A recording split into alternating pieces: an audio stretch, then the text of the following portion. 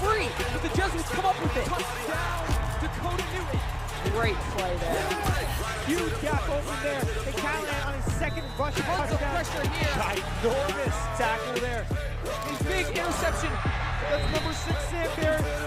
Conklin still on his feet, looking downfield for the end zone, and intercepted. Wide Oh my gosh. Hit 'em up, huh? Get 'em up, huh? Put 'em up, huh? We waking up, huh? Rob Bennett heaves it down. Jesuits touchdown. Run again. It stops behind the line of scrimmage, all the way back inside the 5. What a great play there from the Jesuits defense.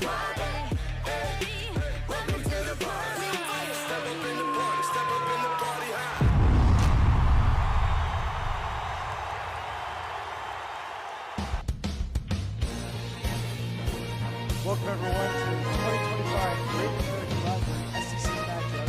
Fairfield Prep at Strong Stadium, West Haven High School. Yes, thank you, Nick. My name's Ryan Fox. We are joining you today for this great matchup. The last time these two teams faced, West Haven won 42-7 in the Class LL semifinals back in 2024 after Prep previously beat them on Thanksgiving. This is a huge matchup with a big-time rivalry. Yes, both these teams have a 3-1 record right now, coming off 30-6 versus Manchester, 21 versus Celtic, 34-35 heartbreaker loss to Staples, and a blowout 41-14 versus Xavier. On Prep side, coming off a comeback win versus Shelton, winning 26-14 and 14-7 in half. Yes, that, and West Haven will win the coin toss, and they will defer to the second half. So Prep will start with the football. And to touch back on that Prep win against Shelton, they were trailing 14-7 going into the half, and with a huge effort by star running back Vinny Lombardo, who scored 3 touchdowns in the second half, they let him do a comeback win. Now on the other side of the ball, West Haven coming off a huge win, 41-14 by Xavier. This West Haven football team is also led by a running back, Amir Deniley, who is a huge part of this West Haven team, leading the team in rushing yards with 623 and a ton of touchdowns on top of that. On the defense side of the ball, Caden Stanley has 8.5 tackles per game, and CJ Sutton 7.3 tackles per game. Both middle linebackers here, and this is going to be a great matchup with Prep's star running backs, Scout Callahan and Vinny Lombardo. Yes, and that Prep running game is dominant so far this season, but they got another piece added on top of that passing game. Jeremiah Langston, or JJ, is back in this Prep starting lineup after missing the past 3 games. That definitely hurt Prep's passing attack, but now Robbie Manning has his favorite target back and ready to go. Also for Fairfield Prep's receiving, Dakota Newton is also a player to watch on the field today, as I'm very excited to see what he does in today's game. Yes, definitely, and we're going to... And Prep's just going to run all over them. Yeah, but this game is far from over. Even though West Haven's down, the strength of their team is their running back and the explosive plays that he has with his quarterback. So, I mean, in an instant, as we saw from the first play of the game, there could be 60 yards and this game could be tied, you know? So, West Haven has a chance here to come out at the end of this first quarter and really show how good their offense is. Minute and 7 left on the clock. This will have to be re-kicked as there's a penalty on the Jesuits. And they're going to move back 10 yards. So West Haven now, again, the field position battle is so important as we saw Prep get the ball on West Haven's side of the field last time. Now West Haven gets an extra 10 yards. Unless Cornelius kicks it out of the back of the end zone again, which would be extremely impressive from this distance. Off his skill. I bet you Cornelius is excited that he moved back 10 yards so he can try and kick it even further. That's just the type of thing I would expect.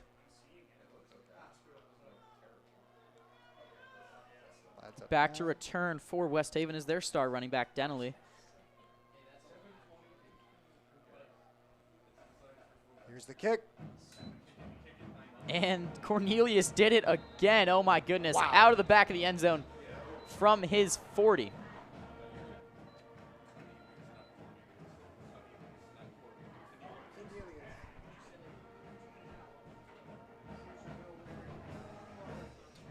Prep's defense takes the field now. And obviously a great pass breakup, the last set of drives by Oliver Frick on the deepest pass that West Haven attempted so far this game. What are your thoughts on that play by him?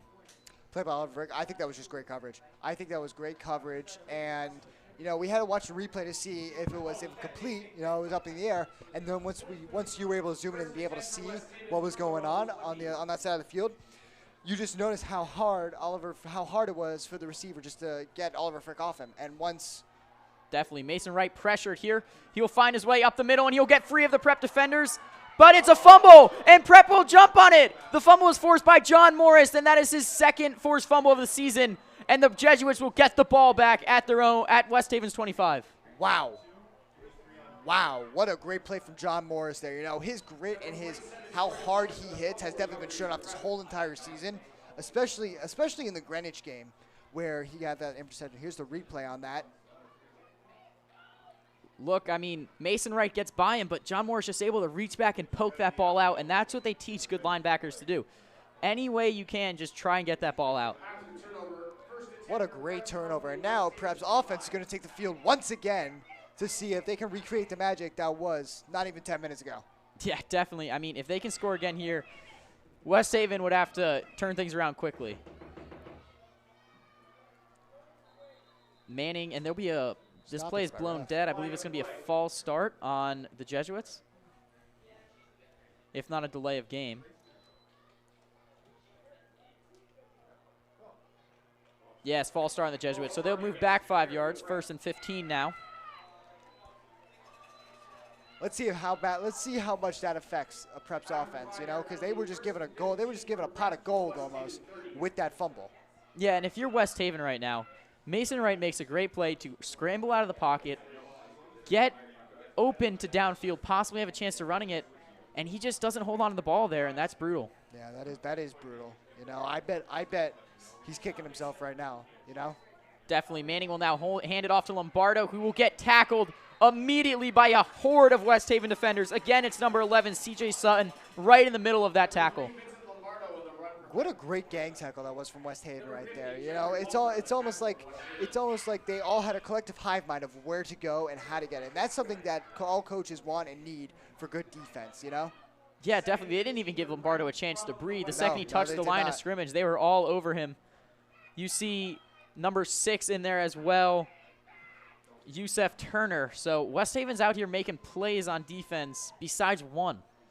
And that was the long pass from Manning to Langston. Manning dropped back to pass again here. He'll step up into the pocket. He'll scramble, and he will be brought down. And that was Yusef Turner, number 6, who started it, and number 35, Cam Walker, who finished the sack. And now a 3rd and really long for the Jesuits. But with Cornelius as their kicker, they really only need 10 yards here to get some points. One thing I did notice was that almost like Manning ran into his own lineman, and that's what really made him cause to shuffle and have to turn, and that's when he got tackled by Turner. So I just think maybe a little bit more organization from Prep's offense was needed there. Yes, and that will be the end of the first quarter. Jesuits 7, West Haven nothing. Jesuits will retake the ball on a 3rd and very long from West Haven's 30. Now, one thing that you want to see, Tommy, and one thing that you've noticed, that you've talked about a lot, is less passing than usual. Can you talk about that more? Yeah, definitely. So the Jesuits, again, last year they had this great offensive season. They're knocked out by West Haven in the semifinals. And they come into this year, and the passing game just wasn't really flowing. I don't know if it was the receivers weren't there. Robbie Manning didn't necessarily have that touch to start the year. So they really relied on those running backs, Scout Callahan, Vinny Lombardo, and you can't leave out Chad James. Robbie Manning's obviously still had a fantastic season, 7 passing touchdowns and only 1 interception. And here we see that the passing game's still there. It just hasn't necessarily opened up because Manning hit J.J. Langston on a 45-yard bomb. Beautiful pass, yes. So Jesuits taking over 3rd and 16. Manning looking for maybe to recreate some of that magic, or they're just trying to get 5 yards to get Cornelius into range. Manning's definitely gonna have to throw here. I would hope, because. And he will. He'll roll out to his right, find a man downfield. It is caught at the 15 by Langston again. What a connection they have. Langston and Manning have just had this great chemistry all season, and now this is really being shown off by West Haven's defense, by blowing through West Haven's defense. Yeah, that was a designed rollout here, and he just throws on the run, looking a little bit like Justin Herbert, you know?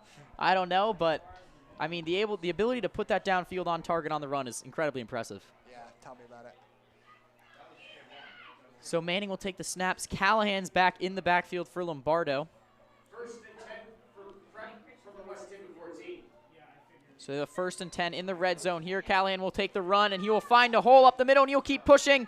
He's going to go all the way. He got the first down. He's going to be 4 yards short of the end zone. No, I want to call back something you said, Tommy, about Scout running like Cam Scadaboo. I definitely see it, the way he ran right into all of those West Haven players. And he just pushed them. And pushed them through, and he was able to get that first down, which is so detrimental to the game. From the West Haven 5. Yeah, and you see that O-line coming in there at the end. A little bit of a tush push. Got 77 Jack Watson, pushing some defenders out of the way, getting that few extra yards. So Jesuits now set up here with a 1st and 5 with a chance to take a 14-0 lead. 1st and 5, 1st and goal from the 5. I apologize. You see Dakota Noonan going far out there. And they're going to run a little around the Rosie, and it's a touchdown as he just walks in there. Never mind, the play was blown dead. Oh. That's why it was so easy. That makes a little bit of sense. That makes a lot of sense. I was a little lost on that one, too. I mean, he wasn't even touched going in. I was a little suspicious. Yeah, what? So false start against the Jesuits. And these penalties keep racking up for the Jesuits. What do you want to see change here? That's how they clean up the play. You know, I mean, this is something we've been seeing all season, though. I'm starting to see a pattern of, like, in the beginning of the game, they get a lot of penalties. You know, I mean, let's call back to New Britain. Let's call back to Greenwich. You know, there's been a lot of the refs have definitely had to let go of their flags for most of prep season. You know, and yeah. I just want to know what is going on. I mean, Prep is such a good team that I'm very shocked at how many flags are getting thrown for them with offsides and things like that. Manning will take it. He'll hand it back to Lombardo, who will fight his way for about 3 yards, and he'll be at the 9, so it'll be 1st and goal from the 9. I want to comment on something you said. The first half of games in particular. That's very true. That's something I've noticed too. Prep kind of started the season slow, or start their game slow this season, especially falling down 14-7 to Shelton last week before coming back in the second half. So what do you think they need to do? I mean, they've had a great first half here today to like get their startings a little bit better. Definitely work on, you know, not getting these flags with delay of game, offsides, you know, and this is really causing them yardage because right now they could be in the end zone and setting up Cornelius for another kick, but right now they have to worry about just getting into the end zone now. Definitely. Manning will have a keeper. He'll be brought down. He'll still get a 3-yard gain, but it is down at the 7. So it's 4th and 2 for the Jesuits. Do you think they go for it at this goal line? What would you do? What would I do? Me, I'd probably get Cornelius to kick it. You know, Cornelius being a constant factor in the team scoring makes it so you get the kick here. But here's a timeout. So yeah, they're going to talk it over. I definitely agree. I think there's something valuable to being up 2 scores here early. So I think the field goal might be the way they choose to go. You know, but now that I think about it, I think you're already there. So you're already at the end zone. So why not just bump up your score a little bit more? They know West Haven is not just going to dilly-dally. They're going to come in, and they're going to try and score now even more than ever. They're going to try and focus more. They're going to try and lock in and get back on the other side of the field into Prep's end zone. Yeah, definitely. And if you're the Jesuits, you know, you do want to capitalize on turnovers. So able to recover a fumble at the 20-yard line and you only come away with a field goal, that might leave a bit of a bad taste in your mouth. So that's why I think they're going to send out Manning here and the offense, try and get this last 2 yards, probably with that dominant running game of theirs. I expect to see Callahan or Lombardo in the backfield. Looks like it's going to be Lombardo in the backfield with Manning. You know, while Scout is more of the Scadaboo type, I see Lombardo's more as the shifty type. I don't know if you have anything to talk about. Yeah, definitely. They got Jordan Lewis in there kind of as a fullback. I don't know if it's going to be a tush-push Eagles situation for this 2 yards here. And it's going to be a pitch out to Lombardo, and he is brought down. What a play by number 9, Arian Samuel. Wow. I believe it was him. And he brought Lombardo down the backfield, and West Haven gets the ball back after turning it over. Wow, that was almost fed right for West Haven there. I don't know what that was for Jesuits. Yeah, they got a little too cute with it. They wanted Lombardo to make one move, and he couldn't. And Arian Samuel gets taken down, and you can see Manning's frustration. after that play. You have to see Manning's frustration because he wasn't, nobody was blocking Samuel here. And Samuel, it almost just like he walked right up the field. Yeah, he did. He just made a textbook tackle, went right for the legs, and there was no one stopping him. You know, that's the first thing I'm noticing with Prep's run game is that West Haven is starting to stop it. They're starting to collide, and they're making sure that they're not getting through because they almost every play in that red zone was a run, and that was almost for almost little or no yardage. Yeah, definitely. So after that West Haven turnover, Prep is unable to score. Mason Wright will drop back to pass. He will find his receiver, but it's broken up there by Jack Buck, I believe. And number 25, Brody Sommers as well. Yeah, so throwing in a double coverage there. I mean, the receiver had a chance for it, but that's maybe not the throw you want to make. No, that is not, especially in double coverage with Prep's defense. You know, Prep has been doing very well with interceptions from good quarterbacks. So Mason Wright now is a 2nd and 10, and this West Haven offense just has been unable, besides the first run of the game, to get a lot of movement going on first down. But they'll hand off again to Denley, and he will get 2. See, it feels like now that both teams have felt each other out a little bit more, they're starting to see like, hey, both teams are starting to say this, by the way. They're starting to say, hey, we can stop their runs, you know? Because now neither teams are really going anywhere. Yeah, I agree. I mean, look at the Jesuits right there. They had 20 yards to the end zone, and West Haven was able to come up huge and stop them. And most of that time, Prep was relying on the run game. Oh, yeah. Prep, I feel like Prep is relying on the run game a little bit too much here for today. I really think they should start opening up to their receivers, like what happened with J.J. Langston. The second they open it up. And Prep just received a sideline warning, so you want to have them, clean it up. But so it's going to be 3rd and 8 here for West Haven. Sideline warning for Prep. It's a new one for me. Yeah, I have not seen that yet this season. It may have happened. I could be wrong. No, were they talking about the bomb squad just there? I don't believe so. I think maybe the players were coming onto the field.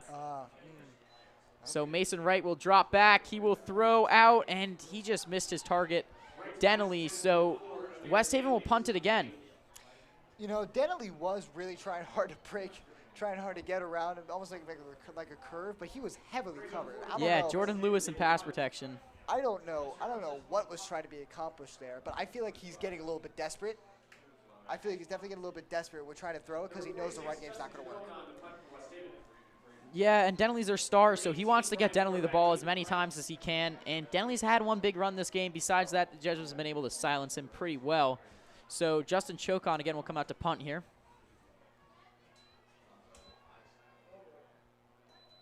This ball is low again, and Prep will take over from their 50. So Jesuits right in the middle of the field, winning that field position battle. That is not the punt you want to have, especially against Prep. You know, we talked about earlier about how when Prep gets a little bit over an inch in yardage, they take a mile. And that happened with the fumble, that happened with the turnovers, with the punts, and it's just I'm a little worried for West Haven's defense here. 1st and 10 for Prep from midfield. Yeah, definitely. On the last time the Jesuits had the ball in about midfield, Robbie Manning had that huge pass, and Langston again is going to line up one-on-one on the outside against number 5, True Kitson. So maybe Manning's going to look for Langston here. Manning will hand it off to Callahan, who will find a hole, and he will go for 10. Wow, what a great run from Callahan again. That looked beautiful. I know how we talked about how the runs maybe stopping because the defense, but Callahan just said, nope, no way, that's going to happen, and ran through. Definitely. So out here now at wide receiver, you have Langston, Brian Moore, and Dakota Newton. Manning coming back in with the play call, and Jesuits are in a good spot, 2nd and 8. Yeah, they're in a very good spot here, especially at the 50-yard line. Or 2nd and 2, I apologize. They got 8. Manning wanting the offense to hustle. Manning takes the snap, fakes it. Callahan will take it up the middle. Callahan has space. Callahan's got room. Callahan's going to go all the way. Touchdown! Callahan with a huge 40-yard run to make it a 14-0 game. Wow, what a great run from Callahan. You know, Scout Callahan gets one hole and he's in there. Callahan fought through those first defenders and then had green grass ahead of him and was able to find his way in the end zone. Definitely for Prep. If it ain't broke, don't fix it. Yeah, Callahan has just had a dominant game so far. Oh yeah, Callahan is definitely definitely the standout for this game right now. Ben Cornelius with the kick here. Callahan, after that touchdown, heading that back out there to hold. What an effort from him. Playing special teams as well as running in for 40-yard touchdowns. What a nice guy. And look at this replay here. Callahan finds a hole and he just goes with it. Nobody can catch up to him and nobody can get to him. See, they try and catch up at the end, but too little too late for someone like Callahan. So far, what do you make of Prep's offense with these two explosive plays? I think it's great. I just think it's great. You know, I talked about how they need to throw, but obviously they don't need it. Obviously they don't need it if Callahan can just run through like that. Yeah, definitely. So they have one 45-yard pass, one 42-yard run. West Haven came into this game as the explosive team who launches the ball deep. So far, the Jesuits are the ones doing that. Yeah, Jesuits are performing well on all sides of the ball right now. You know, defense is making sure that that West Haven is getting almost no yardage, and offense is just having the time of their life. Definitely, I agree. The offense, I mean, they've shown their struggles, unable to convert in the last 4th and 2. But when you get explosive plays like that, that makes up for it. Oh, yeah. Cornelius will kick this one through the back of the end zone. Oh, no, he won't. It will be returned. It's the first time I've seen a kick returned by the opposing team, and that'll be Denley. And he'll get tripped up at his 7. Great tackle from number 27.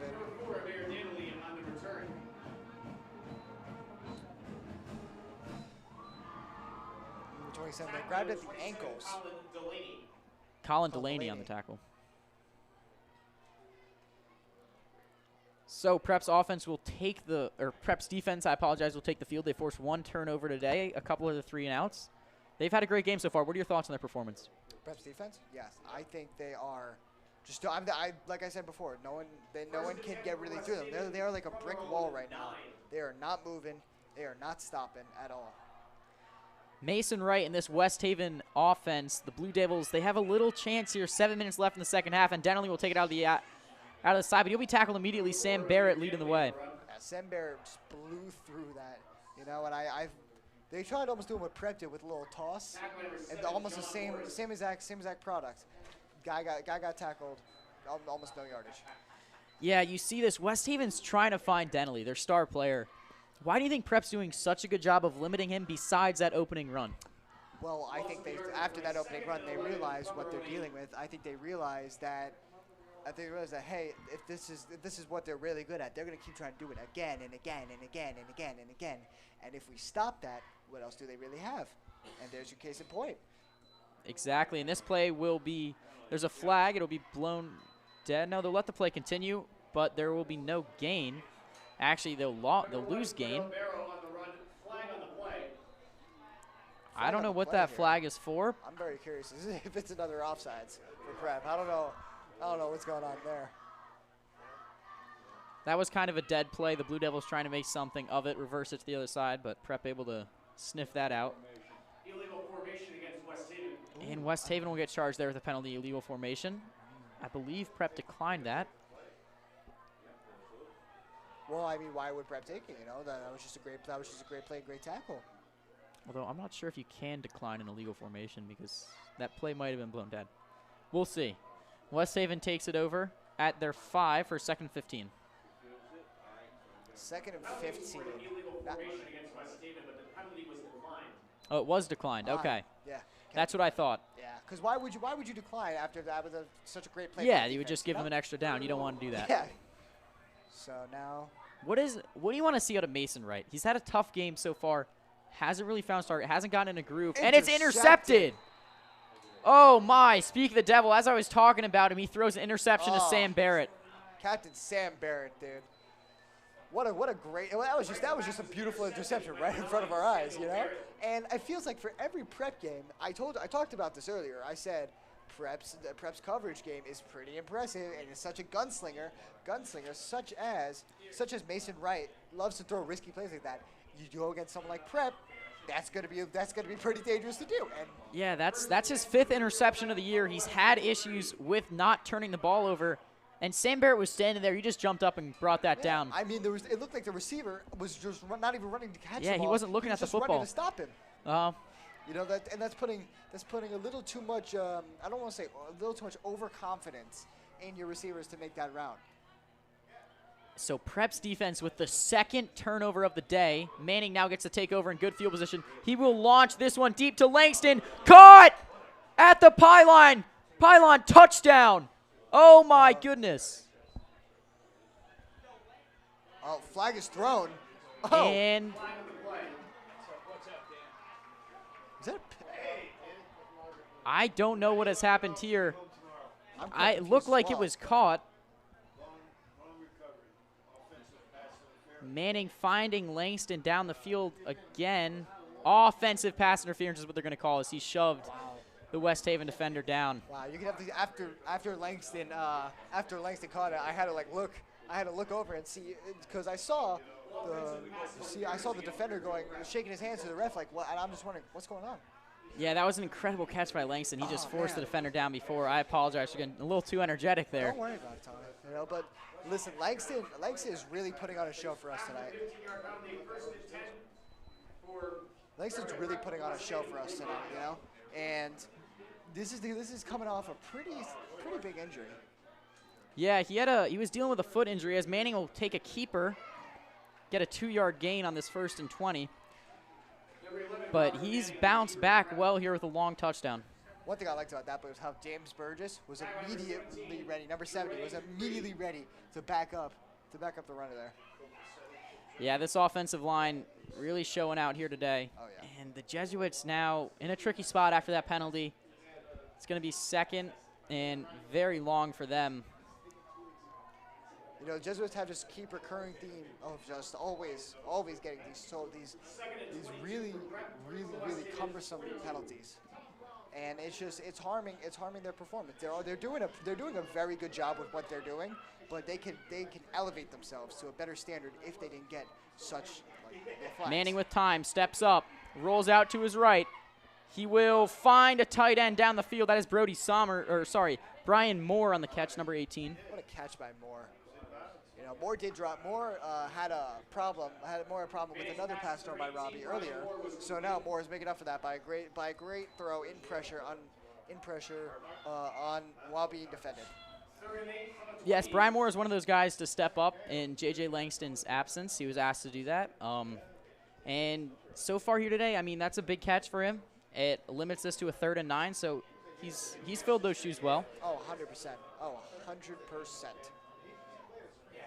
Prep running hurry up here. Offense is ready. Manning takes a snap, drops back, pressure immediately, and it is batted down by number 11, C.J. Sutton, who's just had a spectacular game for this West Haven defense. Middle linebacker here, he looked like he almost blew up there. And now Prep's big boys are coming on the field, as I like to call them. Yeah, Cornelius is going to try this kick.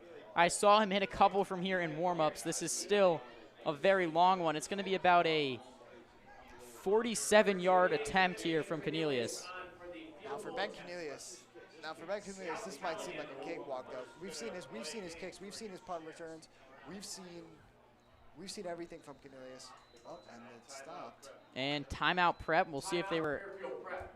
That's their 2nd timeout of the first half. Or see if they're going to actually kick the field goal. I believe they are.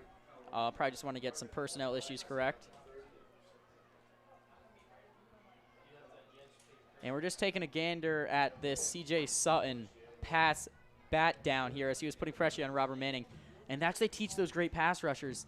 If you can't get to the quarterback, get those hands up. Make something happen. Timeout here. So Jesuits talking over what they want to do. Are they going to kick the field goal?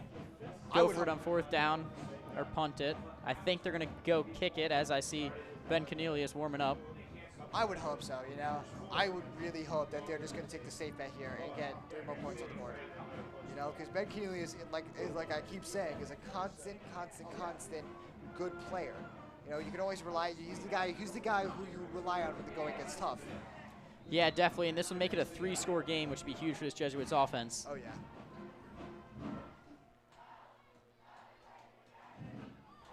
Lined up here. Scout Callahan once again. Special teams. Cornelius for the kick. It is no good. He missed it right. Wow. It had the distance, a little off target, a little low. Unfortunately for Keeley, I mean, a 47-yard is not an easy kick. Oh, 100% not. You know, one every, what, 10 kickers? 10 kickers? One that Especially in high 5? school, I mean, yeah. Especially in high school, struggle with making those kicks, you know, and I still believe that Ben Keeley can get another one like that. I mean, definitely, I saw him kicking a few from there in warm-ups. They were sneaking through the uprights. This one just a little offline. And West Haven had a lot of pressure there, almost blocking that kick. That may have had an effect on his kick as well. Yeah, definitely off there on that one. So West Haven takes over at their own 20 here.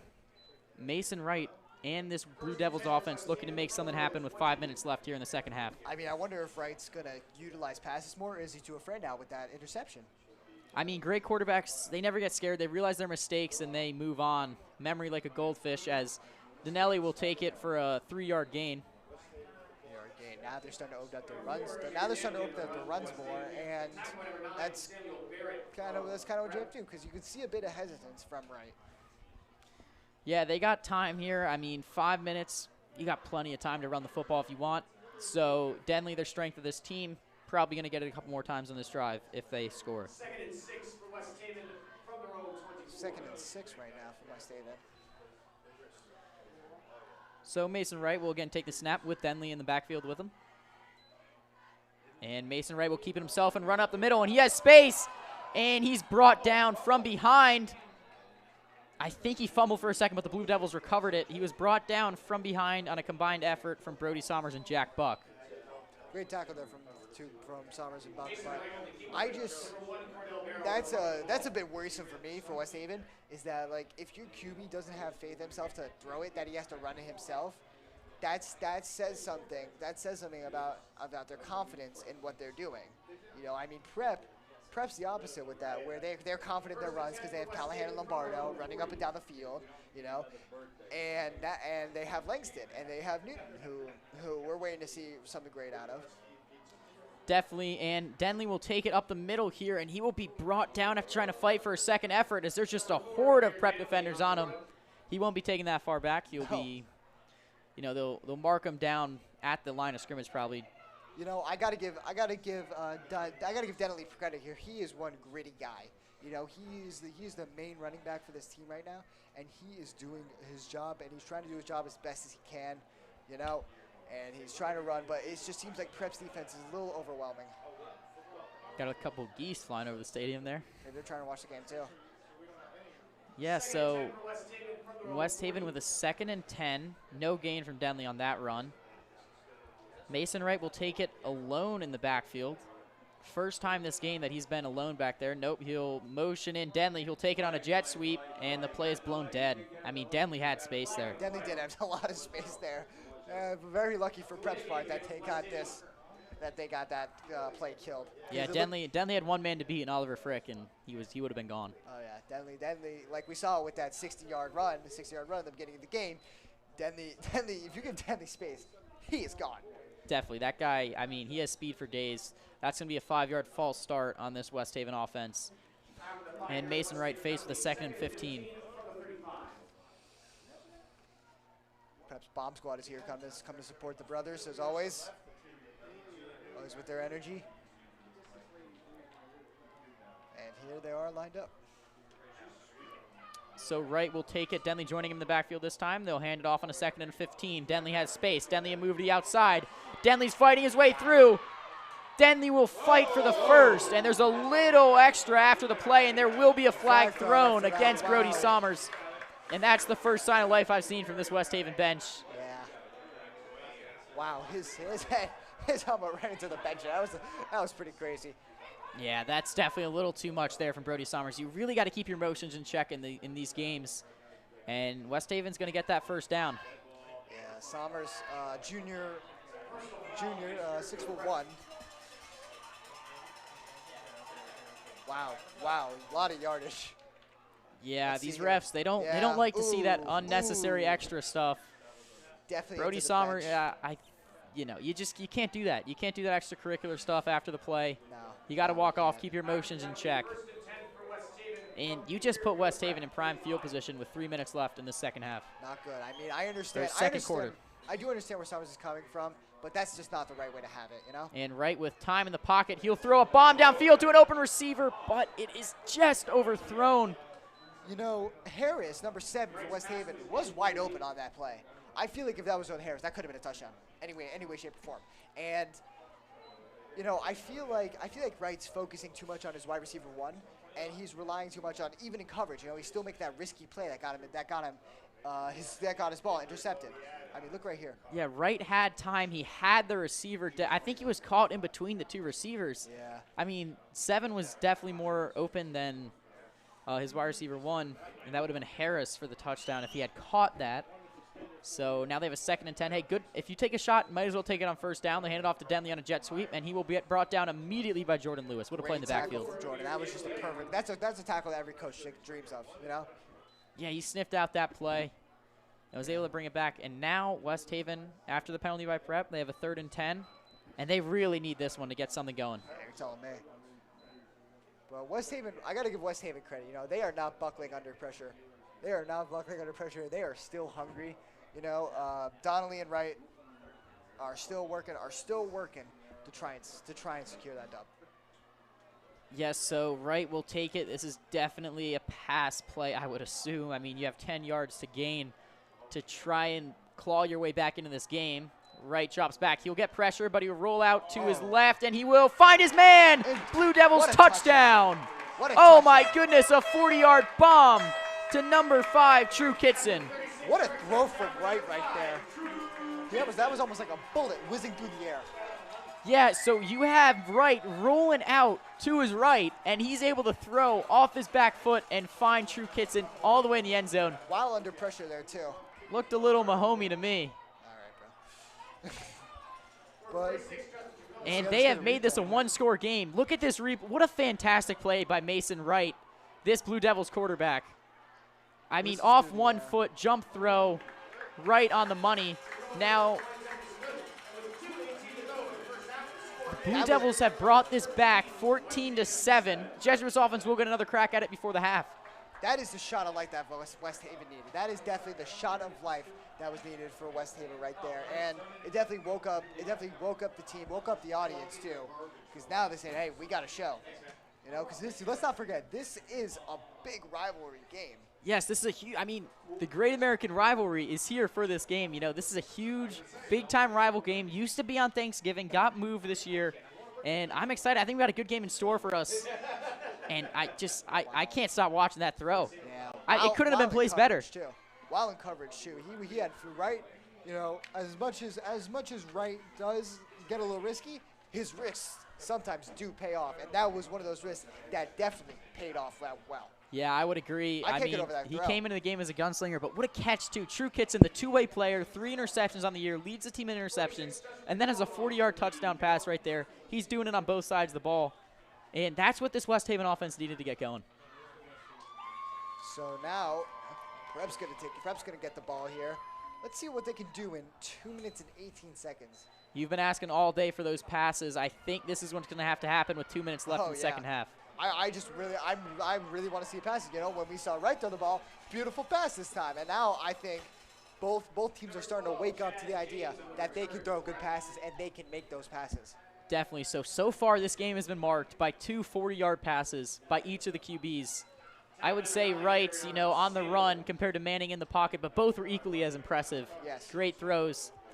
And the Jesuits now, after Chad Johnson on the return, got them a couple extra yards, will take over. You know, one thing I am thinking about is if they do a run with Callahan here to see how that goes, are they going to keep Are they going to keep jumping, or are they going to have to throw it because 2-minute warning, or almost 2-minute warning, I should say? Yeah, so they have Lombardo in the backfield. I like that idea, running it until you get to the 2-minute warning. Because let's see I believe how it much might. Lombardo or Callahan could get. And they fake a jet sweep to Newton, and they will give Lombardo the ball, and he'll fight for some yards up the middle, and he'll keep going, and he will get 5. Not a bad run at all. No, not bad, but definitely definitely less than needed. More is definitely needed if they want to keep this. If they want to keep this 2-touchdown edge. Yeah, so Prep running hurry up here. Minute 50 left. Manning hands it off again, and Lombardo goes nowhere. He gets stopped for 0 gain. You know, one huge thing about that touchdown is that it brought West Haven's defense back too, because now West Haven is saying, hey, we're gonna stop them this time. You know, and one thing I kept talking about was how West Haven and Prep in the start of the game went back and forth and back and forth and back and forth. Nobody's really moving. Definitely. They run it for the 3rd time in a row to Lombardo, and he's going to fight his way. Oh, wow, he got the first down on that play. What a run by him. And he got out of bounds, too, to stop the clock. Lombardo is just a gritty guy. Lombardo is just a gritty guy. Same with Callahan, you know, and same with Denley for West Haven as well. Yeah, these running backs, they know how to run the football, and they know how to do it well. Yeah, this is a really good matchup. They're the strengths of these teams. This is a really good matchup of running backs and linebackers here today. You know, because on West Haven's side, their linebackers are some of the best in the state. Yeah, they're the highlights of this defense, and I mean, you see number 11, CJ Sutton, a couple game-breaking plays. They have guys in the middle who can stop the run, and so it's really strength versus strength when the Prep offense is going against this West Haven defense. You know, another recurring thing I keep seeing is that both teams, if they get just a little bit of help with flags, with penalties, with yardage, with fumbles, with turnovers, they're going to use that as best as they can. That's a great point, Nick. I mean, you've seen that with the penalty against Prep that got West Haven in that position. And now he'll find Dakota Newton for an 8-yard gain, and Dakota Newton got out of bounds. So Prep marched down the field here, stopping the clock. And field position has been a great aspect of this game. Oh yeah, 100%. And that was Dakota Newton's first throw of the night. You know, and I'm hoping that they're going to utilize him more. Same with Langston, because the run game just doesn't seem to be working right now. And I'm wondering. Yeah, so what's going to happen. They have Langston one-on-one on this side of the screen, and they'll throw to Newton again, and he will go. I don't think he'll get out of bounds, but he'll get another 10. Yes, he did not get out of bounds as they're hurrying back to the middle. Minute and six to go here. They are running. Hurry up, man. And they're going to spike it. That's a good play there by Prep. Prep out of timeouts, obviously. They spike it. They'll lose it down, but the clock will stop.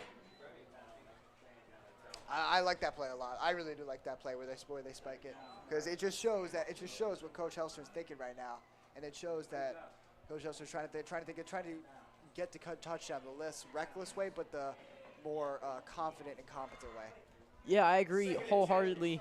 I mean, a score here, even if it is just a field goal, that makes it a 2-score game. That's pretty big.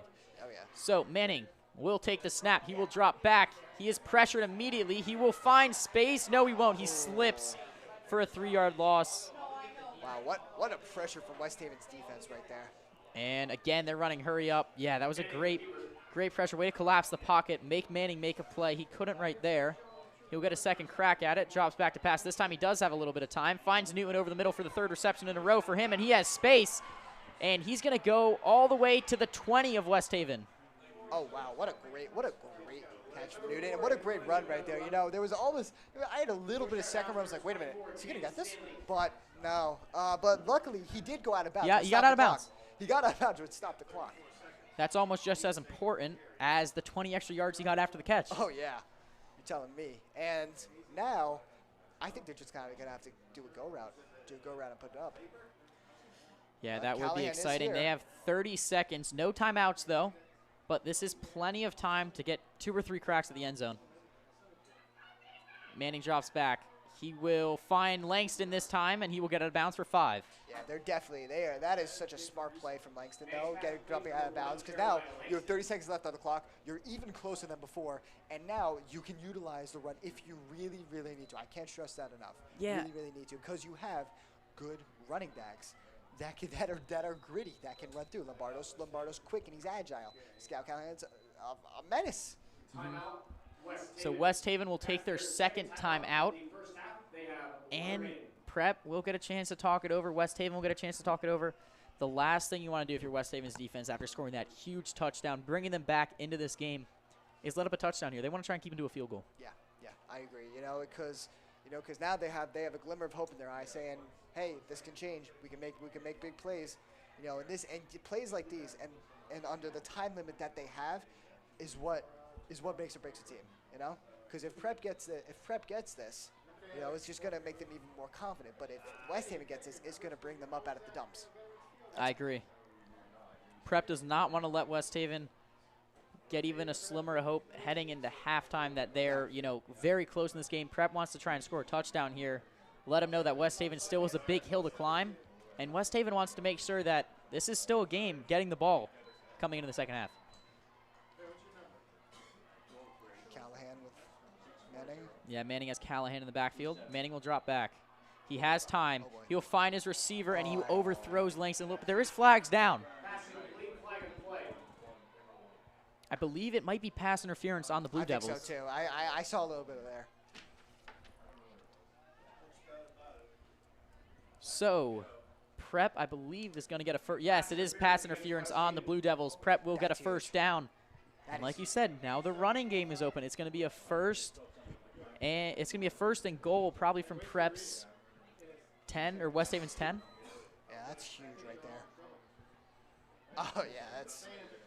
Manning had time. I think he kind of knew that Langston probably wasn't going to be able to catch that, but he threw it that way in that direction, so maybe they could get the pass interference call. Smart play for Manning right there, if that's true. Oh yeah, Callahan's here. This is what Callahan excels at. Running through everyone to try and get the touchdown. You probably get one chance to run it before you're going to have to pat. No, they're not. They're going to opt for the pass, and it's just misses Langston on the outside. 23 seconds left on the clock here. Now the issue is, if you do run it, you're probably going to need. I doubt they're going to run it here. They're probably not going to have enough time to reset if they don't get it. Yeah, let's not discredit West Haven's defense here. They know how to stop a run. West Haven's defense knows how to stop a run. So I'm just very, very curious on what Coach Helstern is thinking, and what Manning is thinking, and how are they gonna change it? How are they gonna change the formats? How are they gonna change the way these players think to get out? Dakota and Newton line up very far off here. Yeah, Manning is pressured immediately. He'll evade a defender. Manning will roll out to the left, and he'll just throw it out of bounds. So Prep will get another play at it. Great evasion there by Manning. A sack would have killed them. That was great. That was great. Manning just knows how to play under pressure like that. Yeah, if you get a sack there, that clock keeps running, and the Jesuits might not get a chance to get another crack at the end zone. But by able to throw it away, they get 2 more chances at it being third down. Probably one more. They'll go for a field goal, I assume. This is one of my favorite types of games, nail biters like these. We still have a full other half to go, but you're already watching great teams make tough decisions. In this big-time rivalry, definitely. Manning this time pressured again, and it is batted down. CJ Sutton again on the pass deflection. What a game he is having. CJ Sutton is definitely one of the standout players for defense right now. That is the second time he's blocked a throw. Second time, yep. Yeah, he swatted that down twice. In the same celebration, he's hype. He is definitely leading his team right now to get ready. And they have to go for the kick here. Yeah, they'll bring Cornelius out here. He's going to try and get redemption. This should be a little chip shot for him. You never know, though. Yeah. I mean, with the pressure West Haven's been dealing, it's up in the air. The kick is good. So Prep will take a 17-7 lead. This will remain as they head into halftime. I doubt West Haven's going to risk it. So far, a great half from Prep. What did you see there about the West Haven defense, though, that prevented the touchdown from scoring? They are definitely in a better headspace than they were for most of this game. I got to say, definitely standout player is Sutton. Definitely standout player is Sutton. He is ready. He is on there. He is making it very difficult for Prep's offense to try anything, to try a throw, to try a run. Even with great players such as Callahan and Lombardo, they're having a tough time running the ball, and that's been something. It's been off and on. It's a will they, won't they almost. Will they run the ball and get through, or won't they run the ball and just get taken down and get no yardage. Yeah, I agree. And another struggle I want to point out is Prep in the red zone. So far, they've been in the red zone twice, one after a turnover, a fumble recovery. And this time, obviously, march down there and get there. They've been unable to score both times. Both their points have come from 40-plus yard plays. What do you think they need to do in the red zone to improve in the second half? Not get penalties. I agree. I agree. They definitely. That's just the one thing that's like. I'm just thinking about. Are you kidding me? Are you kidding me? What's going on here? Because Prep's been no stranger to flags this whole season. Cornelius with an interesting strategy there, maybe trying to get a little onside kick. But I think they're giving up too much yardage Prep-wise. Prep is giving up too much yardage for stupid penalties. You know, and some are out of control. You know, some may be a bad call, but I just don't really like how the direction that Prep is taking. You know, in the first quarter, yeah, okay, they're just feeling each other out. Maybe there's gonna be a foul, but as many flags as they're getting thrown, like with the hit from what Brody Sommers did. Yeah, I that agree. The penalties are definitely killing them. That changed the game. That was an opening. West Haven just going to take this one into the second half as they run it to Denley. So heading into the second half, Jesuit 17, Blue Devils 7. Been a great game so far. What are your final closing thoughts on this half? I want to keep watching Wright and Denley right now. I really want to keep watching them because they're really starting to open up to the ideas of let's do this, let's keep running. You know, Denley is a gritty player, and Wright is starting to get his confidence back with his arm after that interception from Sam Barron. Definitely, I agree. The highlights of the game so far, 40-yard touchdown pass from Manning and Wright, and a 40-plus yard touchdown run from Scout Callahan. Right now, we're going to send you to ads. We'll be back with the second half shortly.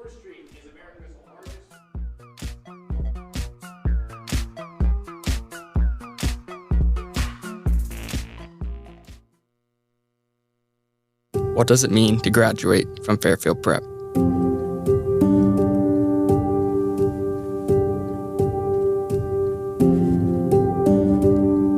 It's hard to put into words because there's truly nothing like it.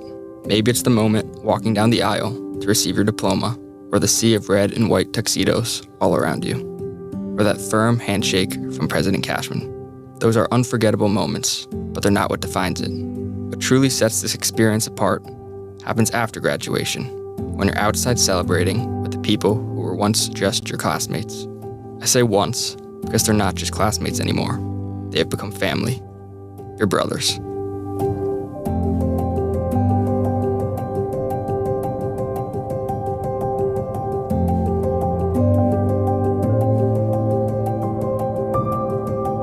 Over 4 years, through every high and low, every challenge and victory, these are the people who stood beside you. Now, you're no longer students. You're a family. What might be bittersweet goodbyes at other schools becomes something different here. A celebration. Laughter, pride, and a deep sense of connection fill the air as you take one more picture, one more memory together. As we prepare to step into the next chapter of our lives, we carry that brotherhood with us, forever shaped by our time at Prep. And as all Prep men do, we may laugh, we may cry, but we never say die.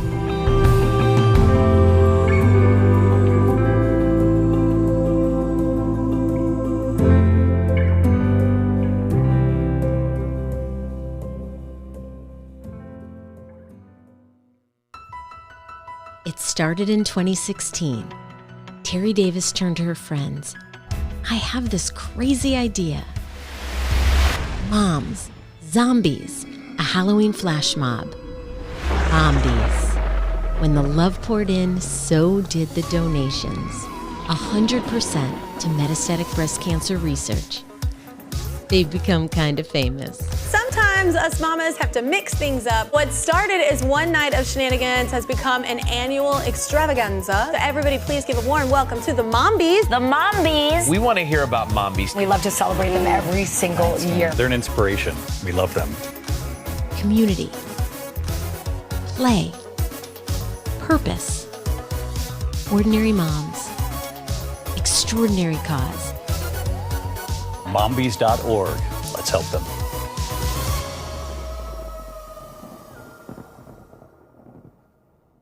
Before I come to officiate your game, I'm busy at work. Before I was a high school official, I was a young athlete myself. Before I heard you yelling at me from the stands, I was a parent on the sideline cheering for my own kids. And before each season and before each game, like you, I'm prepared and I'm excited. Remember, we're a lot like you. For generations, we've shaped young men into leaders, thinkers, and compassionate individuals.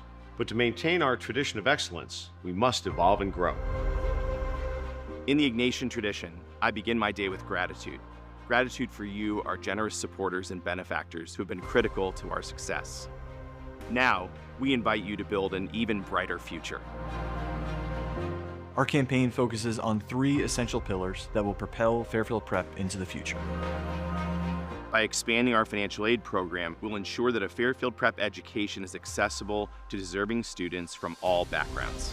It's critical that we continue to expand scholarship opportunities for students whose families can't afford full tuition and allow them to be part of the prep experience, because in fact, they make the prep experience. Fairfield Prep is a very special place, but what makes it special is the people here. I know so many people here who are great athletes and then they turn around and go play with the band or write a short story for a creative writing contest. Whether you like athletics or engineering or art, there's so much to do after school.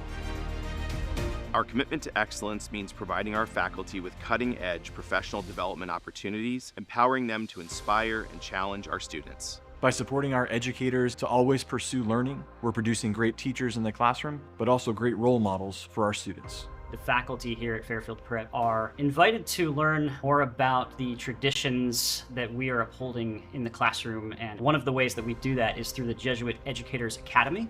The Jesuit Educators Academy is a 5-year program in which teachers who are new to prep learn about the mission and core values of Ignatian spirituality. If we do not train faculty, we don't produce the type of students who can go out and set the world afire.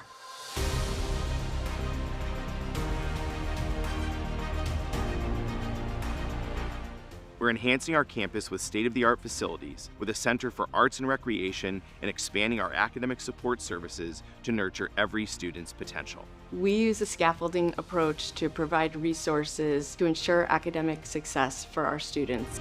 As an athlete and a musician, it's great to have new facilities that really enhance what prep is all about. I've had to learn and grow into being a well-rounded person. Here at Prep, we call it Cura Personalis, or care of the whole person.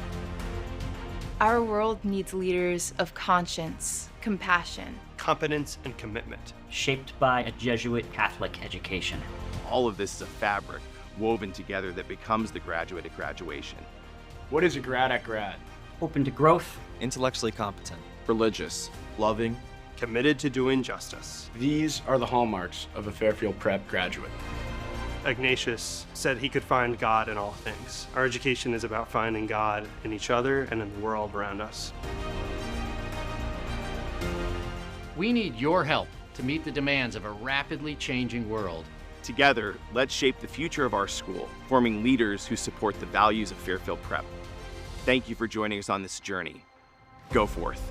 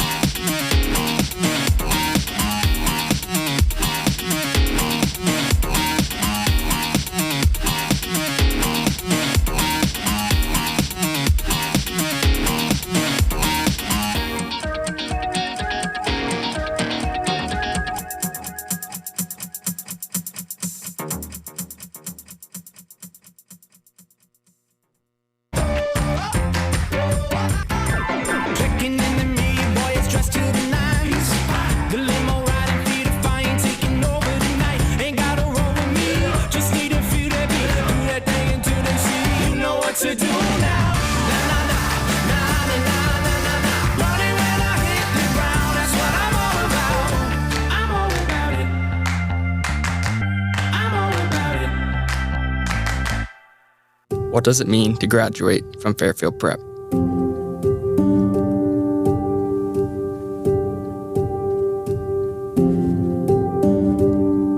It's hard to put into words because there's truly nothing like it.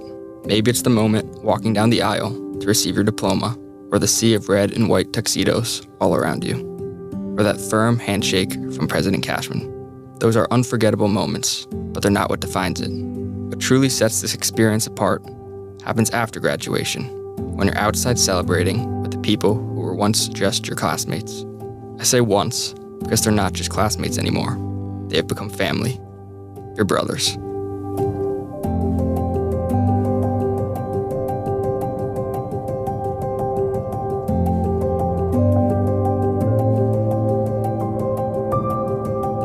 Over 4 years, through every high and low, every challenge and victory, these are the people who stood beside you. Now, you're no longer students. You're a family. What might be bittersweet goodbyes at other schools becomes something different here. A celebration.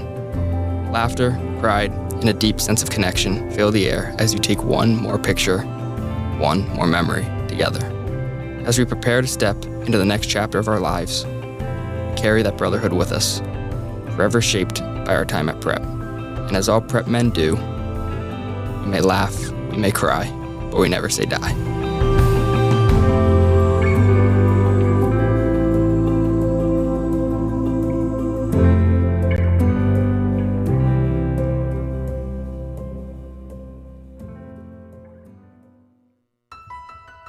It started in 2016.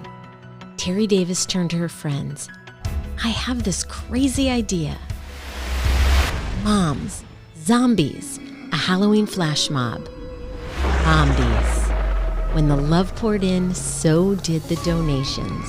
100% to metastatic breast cancer research.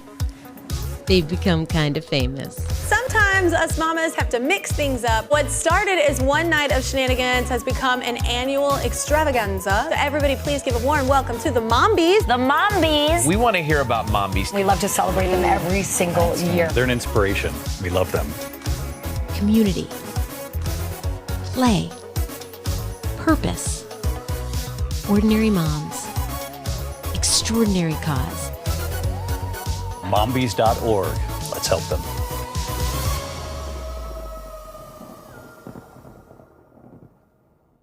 Before I come to officiate your game, I'm busy at work. Before I was a high school official, I was a young athlete myself. Before I heard you yelling at me from the stands, I was a parent on the sideline cheering for my own kids. And before each season and before each game, like you, I'm prepared and I'm excited. Remember, we're a lot like you. For generations, we've shaped young men into leaders, thinkers, and compassionate individuals. But to maintain our tradition of excellence, we must evolve and grow. In the Ignatian tradition, I begin my day with gratitude.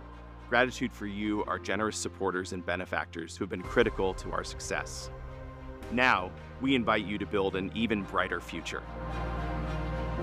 Our campaign focuses on 3 essential pillars that will propel Fairfield Prep into the future. By expanding our financial aid program, we'll ensure that a Fairfield Prep education is accessible to deserving students from all backgrounds. It's critical that we continue to expand scholarship opportunities for students whose families can't afford full tuition and allow them to be part of the prep experience, because in fact, they make the prep experience.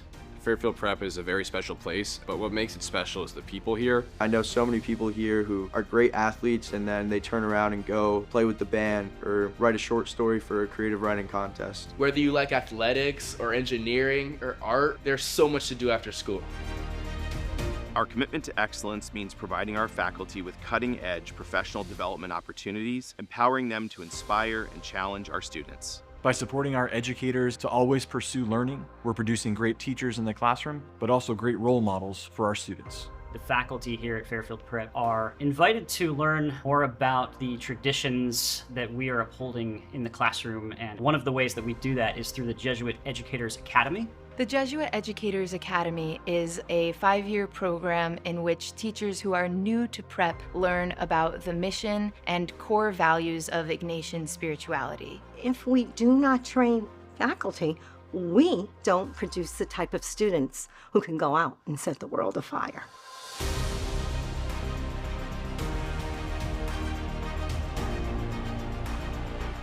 We're enhancing our campus with state-of-the-art facilities, with a center for arts and recreation, and expanding our academic support services to nurture every student's potential. We use a scaffolding approach to provide resources to ensure academic success for our students.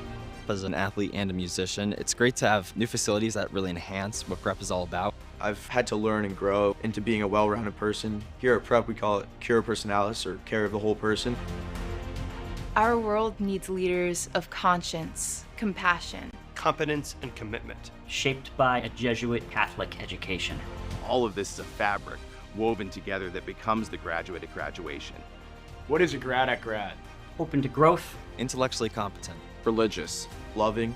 Committed to doing justice. These are the hallmarks of a Fairfield Prep graduate. Ignatius said he could find God in all things. Our education is about finding God in each other and in the world around us. We need your help to meet the demands of a rapidly changing world. Together, let's shape the future of our school, forming leaders who support the values of Fairfield Prep. Thank you for joining us on this journey. Go forth.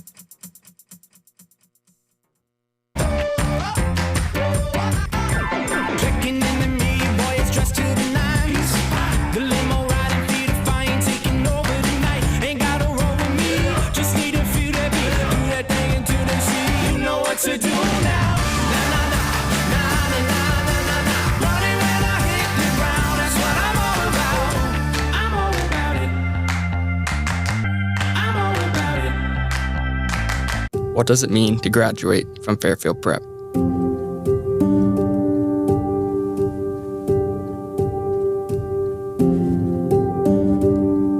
It's hard to put into words because there's truly nothing like it.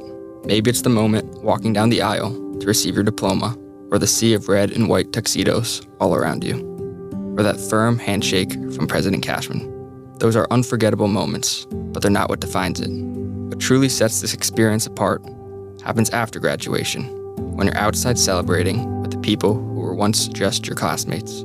I say once because they're not just classmates anymore. They have become family, your brothers.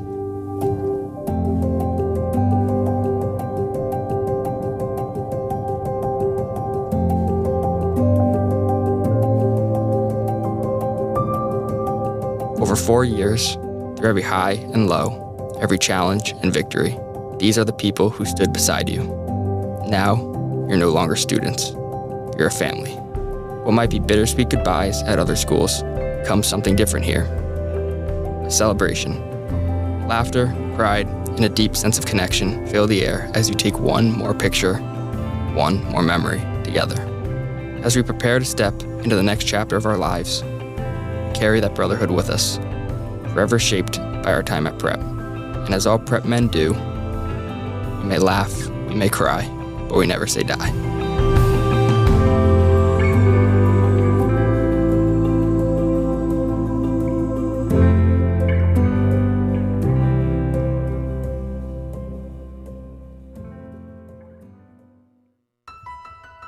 It started in 2016. Terry Davis turned to her friends. I have this crazy idea. Moms, zombies, a Halloween flash mob. Zombies. When the love poured in, so did the donations. 100% to metastatic breast cancer research. They've become kind of famous. Sometimes us mamas have to mix things up. What started as one night of shenanigans has become an annual extravaganza. So everybody please give a warm welcome to the Mombies. The Mombies. We want to hear about Mombies. We love to celebrate them every single year. They're an inspiration. We love them. Community. Play. Purpose. Ordinary moms. Extraordinary cause. Mombies.org. Let's help them.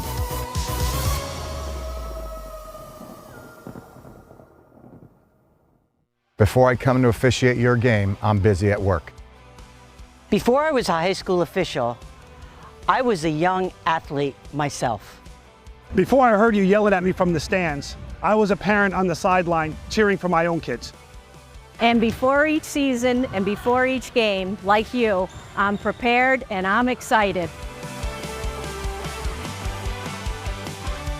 Remember, we're a lot like you. For generations, we've shaped young men into leaders, thinkers, and compassionate individuals. But to maintain And we're back at West Haven, Ken Strong Stadium. Fairfield Prep versus West Haven matchup. Score is 17-7 with Fairfield Prep just wins the second half of this great rivalry game. Now, Tommy, we've seen a lot from these two rivals, and what are some things that you really want to emphasize going into the second half? I would say this West Haven offense, which receives the ball first, wants to make a mark early here. They don't necessarily need the explosive play that they got that 40-yard touchdown on last time, but they want to have a long, sustained drive and get a score. Make this prep team worried, make this prep team nervous. And on the other hand, on the other side of the ball, this prep defense, which has 2 turnovers already, they want to ice this game by turning over the ball as much as they can in the second half, trying to force more fumbles, trying to get more interceptions. So far, both run games have had a great game. What are your thoughts? Well, anyone who was listening, and Tommy, you especially know that I really want to see some more passes up in here, because we saw Mason Wright, QB for West Haven, have some iffy passes, and then have that great pass at the end of the half where it was a bullet to Kitson, to number 5 Kitson at West Haven. So I'm just hoping now that we can see more passes open up, like at the end when we were at that nail biter with whether Prep was going to get final touchdown in the last 30 seconds of the game. Dakota Newton started getting a lot more balls thrown to him, and I'm really hoping that just issues into the next half of this game. And on the other part of offense with the running with Scout Callahan, Vinny Lombardo, I'm excited to see them keep moving forward. They're definitely not going to slow down anytime soon, especially now that they want to hold down the lead that they have on West Haven. Yeah, one player I want to highlight so far that has been my personal pick for player of the game, or player of the first half, I should say, Scout Callahan. You mentioned him. I agree completely. He had a 42-yard touchdown run. He broke a few tackles, found the open grass, and went all the way to the end zone. And besides that 40-yard touchdown run, he's been unstoppable. He's been getting like 7 yards a carry. It's been incredible to watch. And this Prep offense, which will come out second here, really wants to keep going what they had in the first half. He really is such a menace. He is just a gritty, menacing player to go up against, because he does not care how big you are, how strong you are. He does not care about anything at all except getting that ball into the end zone. He will run through. He will push his teammates aside. He will just get in there, and he will do what needs to be done. And Vinny Lombardo, let's not forget about Vinny Lombardo. He hasn't had a game like Callahan tonight, but I'm hoping for something great, because he has been on fire. He has 413 yards, 8.6 yards per carry, 100 yards per game, and 7 total touchdowns this season so far. So I'm just looking forward to see what Lombardo does. And then with Langston, Jeremiah Langston has been back on the field after an injury that made him out for the last couple of games. So now Langston had a great touchdown pass from Manning It was a beautiful, smooth sailing pass, and I'm really hoping he can do it again. And I'm on the other side with Mason Bright and Amir Denley, number 4 for West Haven.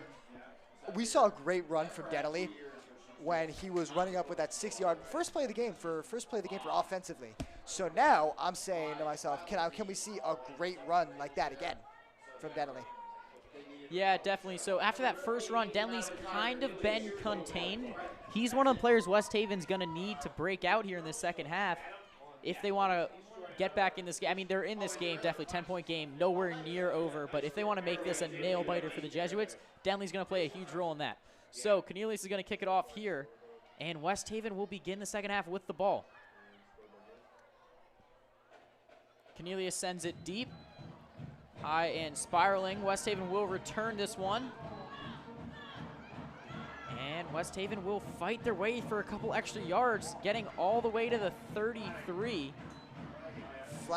Another flag throw. Now that was something that was really just, these flags just getting thrown around and passed around like it was nothing from these referees. And now you see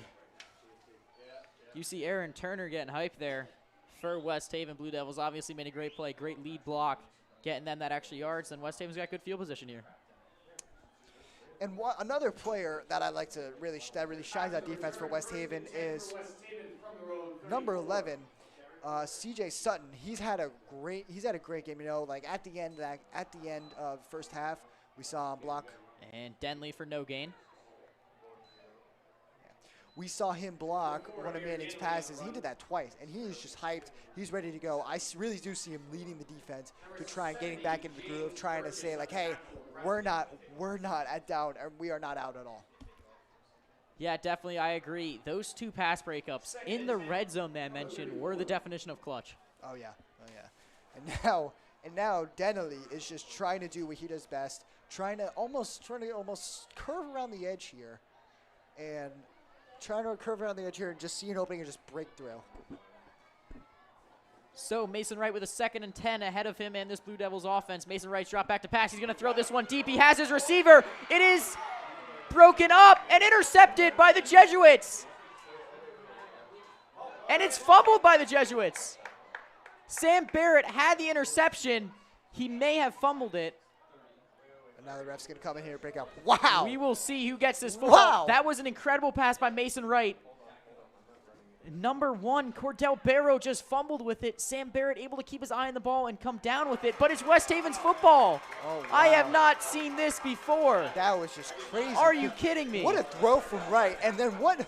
Let's get a replay of that. This is one of the craziest plays I've seen. Yeah, Wright catches it, goes back, drops back, throws that beautiful bullet. Number 1 catches on the money. Summers and Sam Barrett. Barrett gets it out of the arm while the ball is still there, and then stumbles a bit but falls. And then he's moving. The ball gets knocked out. And on the interception by Prep, West Haven got a 30-yard gain. Wow. That's just. Mason Wright shovels it to Denley here, and Denley's got room, and he'll go for 8 yards. And this West Haven offense, with a little bit of luck, a little bit of great tackling by an offensive player, now are in Prep side of the field. I believe that was Tavares, but I don't have it here. As Sam Barrett intercepts that football, I'm thinking to myself, wow, he kept his eye on the ball, forced the interception by getting his hand in there, and was able to hold on to it. You know, one thing Prep really does excel at is getting turnovers. I mean, we saw with John Morris getting that fumble. We saw with that interception earlier that was picked off. And look at that. Look at that. Sommers and Barrett. Look at. And now Denley to the outside, and he'll get taken down for no gain. That's number 8, Jack Buck, on the tackle. That is a play that you never get to see. And once you get to see it, you're like, wow. Wow. Yeah, 2 turnovers in 1 play. Very good recovery from West Haven on that. You know, like after even Sam Barrett got there, like, hey, we still got to knock it out. We can still get something. And they got a 30-yard move down there. Yeah. Wow. Sam Barrett's probably pretty frustrated with himself right now. Great thing is, it's 3rd and 5. He has a chance to make up for it. He's one of the captains of this team, leader on the defense. They want to see a big bounce back from him. Maybe he'll make a big play here. He's actually had a pretty good game today. An interception already. Yeah. That would have been his 2nd. We haven't really talked about him as much as we should. This play will be blown dead. false start on West Haven. So they're going to have a 3rd and 10.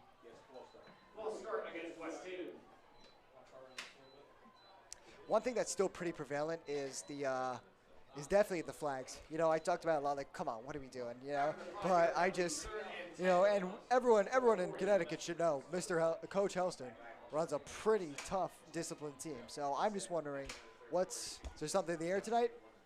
Yeah, definitely. When you see a team get a lot of flags in the NFL, it's usually pointed back on the head coach, but this is not the case. I mean, Keith Hellstrom, he's a great head coach. He disciplines his team well. The players just need to execute. So Mason Wright drops back on a 3rd and 10. Mason Wright rolls out to his left, looks for a receiver downfield. He will keep it, spins around a defender, trying to make time, and he will just throw it away out of bounds. Way to not get sacked there, but no gain for the Blue Devils. That was pretty crazy. That had to be a pretty crazy feeling for Mason Wright, because you saw one of the Prep's team captains, Jordan Lewis, one of the star players on defense, and John Morris, another pretty scary sight, coming at you, and you got to quickly just release that ball, praying that one of your receivers can get it, and then it gets knocked out. That was probably the best case scenario at that point, because that was almost a sack. That was almost an interception, because that receiver's in pretty hard coverage too, and now they are. After one of the craziest plays you'll see, an interception, then a fumble on the interception, Prep will still maintain the ball. They will still maintain possession. That's going to get out of the back of the end zone. So Prep will take it from the 20. Can you just comment on what we saw on that last drive? That last drive where, yeah, that was pretty iffy. That was definitely, the long snapper definitely had a problem there with that punt, but he did get it. So so that's one thing, and he did do his job, because the ball did roll into end zone. So yeah, you see it bounce right there. He has a bit of trouble. I thought it was going to get blocked right there, to be honest. Yeah, they don't want to risk the rough in the passer. So great, rough in the kicker. So great punt by Chokin, and the Jesuits will take over. Manning with the first possession in the second half here. I want to see this run game really be successful, just as it was in the first half. I do too. I really do. And that's how they'll start out, with a handoff to Callahan, who'll fight his way for 4 yards. Man, I've said it once, I've said it twice, and I'll say it 8 times. Scout Callahan is one gritty guy. You know, you just saw him run in there, no fear. You saw a sea of blue, and he just knew, if I get one shot, I'm good. I'm getting right through. Definitely. He just puts his head down, keeps his legs moving, gets those yards. So now Prep with a 2nd and 6. Trying to make something happen on this drive. Manning will be joined by Callahan again in the backfield. That's where they've been successful. Lombardo's had a great game. Great couple runs, but yeah. Callahan just been spectacular. And sometimes you have to feed the hot hand, which they will do again here. Ooh. This time Callahan will be brought down. That is number 57. Number 57 is... Number 57 for West Haven made a great play there. So Jesuits will take it again with a loss there. So 3rd and 8. Who do you want? What wide receiver do you want to see step up here for Manning? JJ Langston. JJ Langston. 100%. Not even hesitation, not even doubt. Not doubt in my mind. JJ Langston. I completely agree. You know, I don't really have a preference when it comes to wide receivers, because all these wide receivers are impressive. They are. Like Dakota Noonan is a Manning rolls player. Out to his left. He looks downfield. Through the hands of Newton. That was a good rollout. I think the ball was a little high. Ball was a little high, and Newton was heavily covered by number 5 on that. Ball was completely covered by Kitson on that one. So I did not like, as much as I said I wanted Newton to get the ball, that was not the throw they could give to Newton. Yeah, Kitson, the star of this defensive back room for the Blue Devils. Obviously has the long touchdown on offense today. Great defense on that play there. So Cornelius to punt off again here. And so far this half, West Haven will be winning the field position battle. And there's the punt. And West Haven will take over from their own 35. So. Not a favorable punt right there. Yeah, they got a little unlucky. Ball bounces backwards, kind of. Not the punt that you want, especially in a pretty close game like this. What player do you want to see? Obviously, Sam Barrett's made a couple plays. One of the more interesting ones you'll see last drive. Yeah. Has the interception. John Morris with the forced fumble. What other player do you want to see make an impact for this Prep defense? James Burgess or Jordan Lewis. You want that defensive line? I got that defensive line, but I also am looking out for the offensive line, because we should Oh. This will be 15 for his first carry of the game. That is Zahir Cruz. Sophomore. Sorry, that was number 10. Daryl Small on the run there. He'll get about 2 yards. We haven't really seen much of Small, but like I 5 said, yards. The people that I really want to see, that I'm looking out for, are Jordan Lewis and James Burgess, 2 team captains, great leaders. James Burgess also is a big rugby player, so I really want to see some of that rugby talent get into here with his tackles. Definitely Small will take it again, fight his way up, and he will get 3 more yards there. So they have a 3rd and manageable here. 3rd and 2. Number 10, Daryl Small. Do you want to see him take a shot? Tackle down number 7, John Morris. Do you want to see them take a shot here, or do you want to see them be successful? I want to see them be successful. I think they're gonna go with the safest option, that being Amir Denley.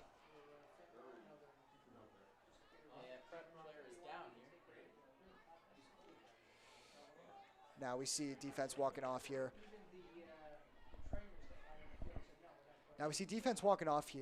As a prep player is injured that we do not know at this time. But I'm just wondering now,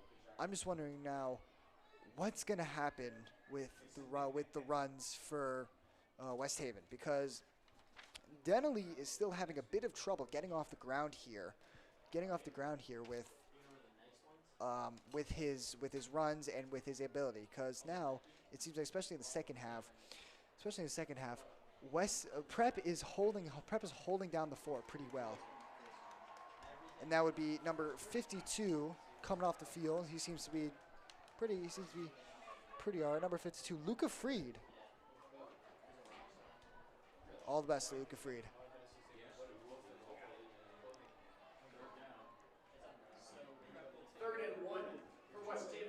Third and one right now, West Haven.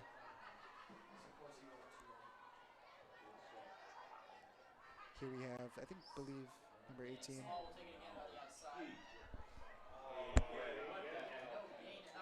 No gain at all.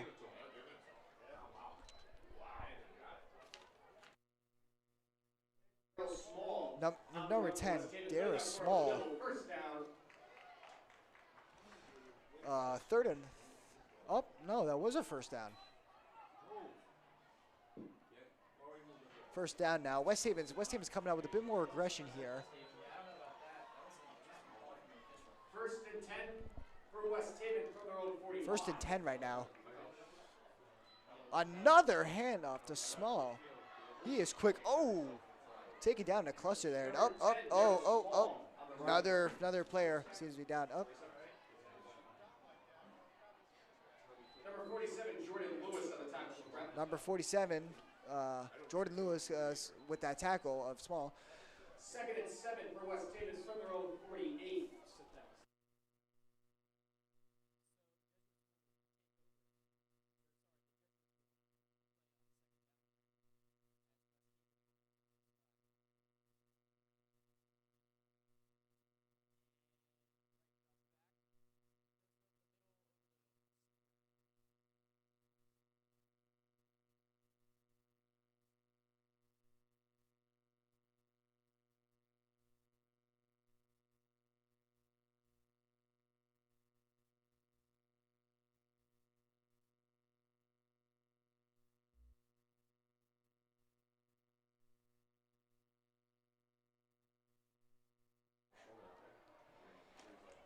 Brings up 3rd and 7 for West Haven from their own 48. Sorry about that, folks. There's been technical difficulties here. 3rd and 7. Up. Big throw from right, and it is wide open. Number 5, Kitson. Kitson has been one of the more focused players. We definitely see more of him in the later part of this game with catches. And that is going to get their first down. So now they're inching ever so closer to the end zone. You know, breathing a new air of life. Pass to Small. Nice tackle. Oh, taken down. That is by number 8. Daryl Small. Jack Buck with the tackle there. Jack Buck has been one of the players I've been looking out, and I see him with great coverage. Jack Buck is just ready, along with Brody Somers and Sam Barrett. 2nd and 6 for 32. Right, bouncing back, throws it up, no good, no good. Right to pass attempt number 7, Jakari. 3 and 6 right now. 3 and 6 right now. And I'm just wondering, where is the run going to happen? You know, because it feels like Denley is ready. It feels like Denley's able to get a run in right now. But I don't know. I don't know, because the right is definitely opening up his arm more and getting ready to throw that game-changing touchdown.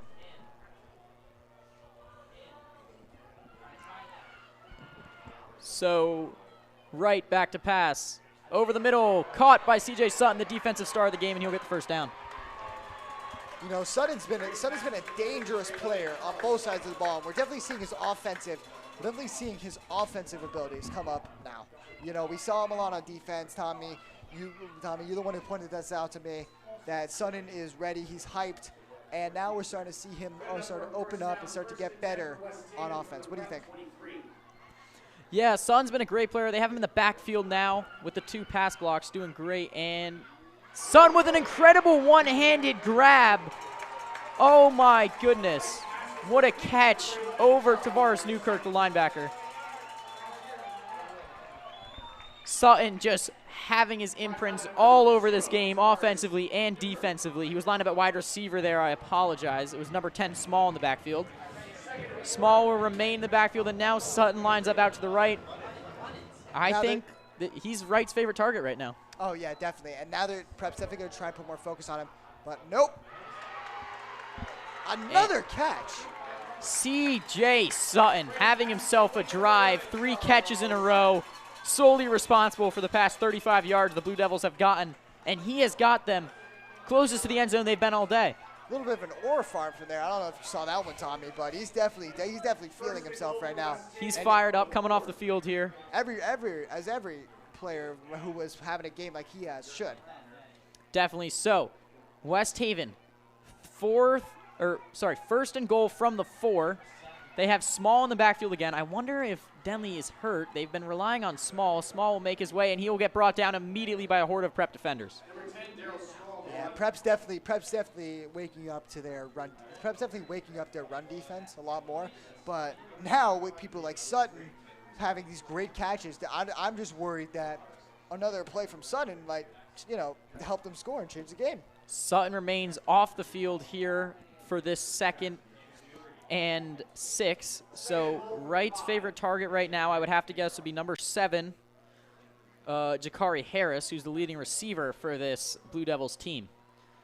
So Wright takes a snap, drops back, finds his, and it is caught! Wow. Touchdown Blue Devils. What a catch. That is number 8, Jaron Johnson, with the catch as he made his way around the Prep defender to fight for that football. Wright's definitely found himself the right tune right now, where he's definitely saying, okay, now I can swing it, now I can rip that, now I can rip it. Yeah, that is Aaron Jensen on the touchdown, and you see Wright, he's got pressure in his face, and he throws it, he knows his man, as Jensen's able to wiggle his way around Buck. Wright's definitely trusting his wide receivers a lot more. He is definitely seeing, we're definitely seeing a growth in his trust and a growth in his confidence right now. Now he doesn't need to rely on number 4, Amir Denley. He has Johnson, he has Harris, he has Kitson, he has Sutton. He's got a great arsenal right now to come back with this prep defense. Again, the replay here. He's not even too excited about it. He knows they're still down, but, I mean, what a pass from him. Yeah, he knows the job's not finished, and he knows that if Prep doesn't wake up now, they're going to be waking up soon. They're not happy. Prep is, you can see players coming on the field. They're ready.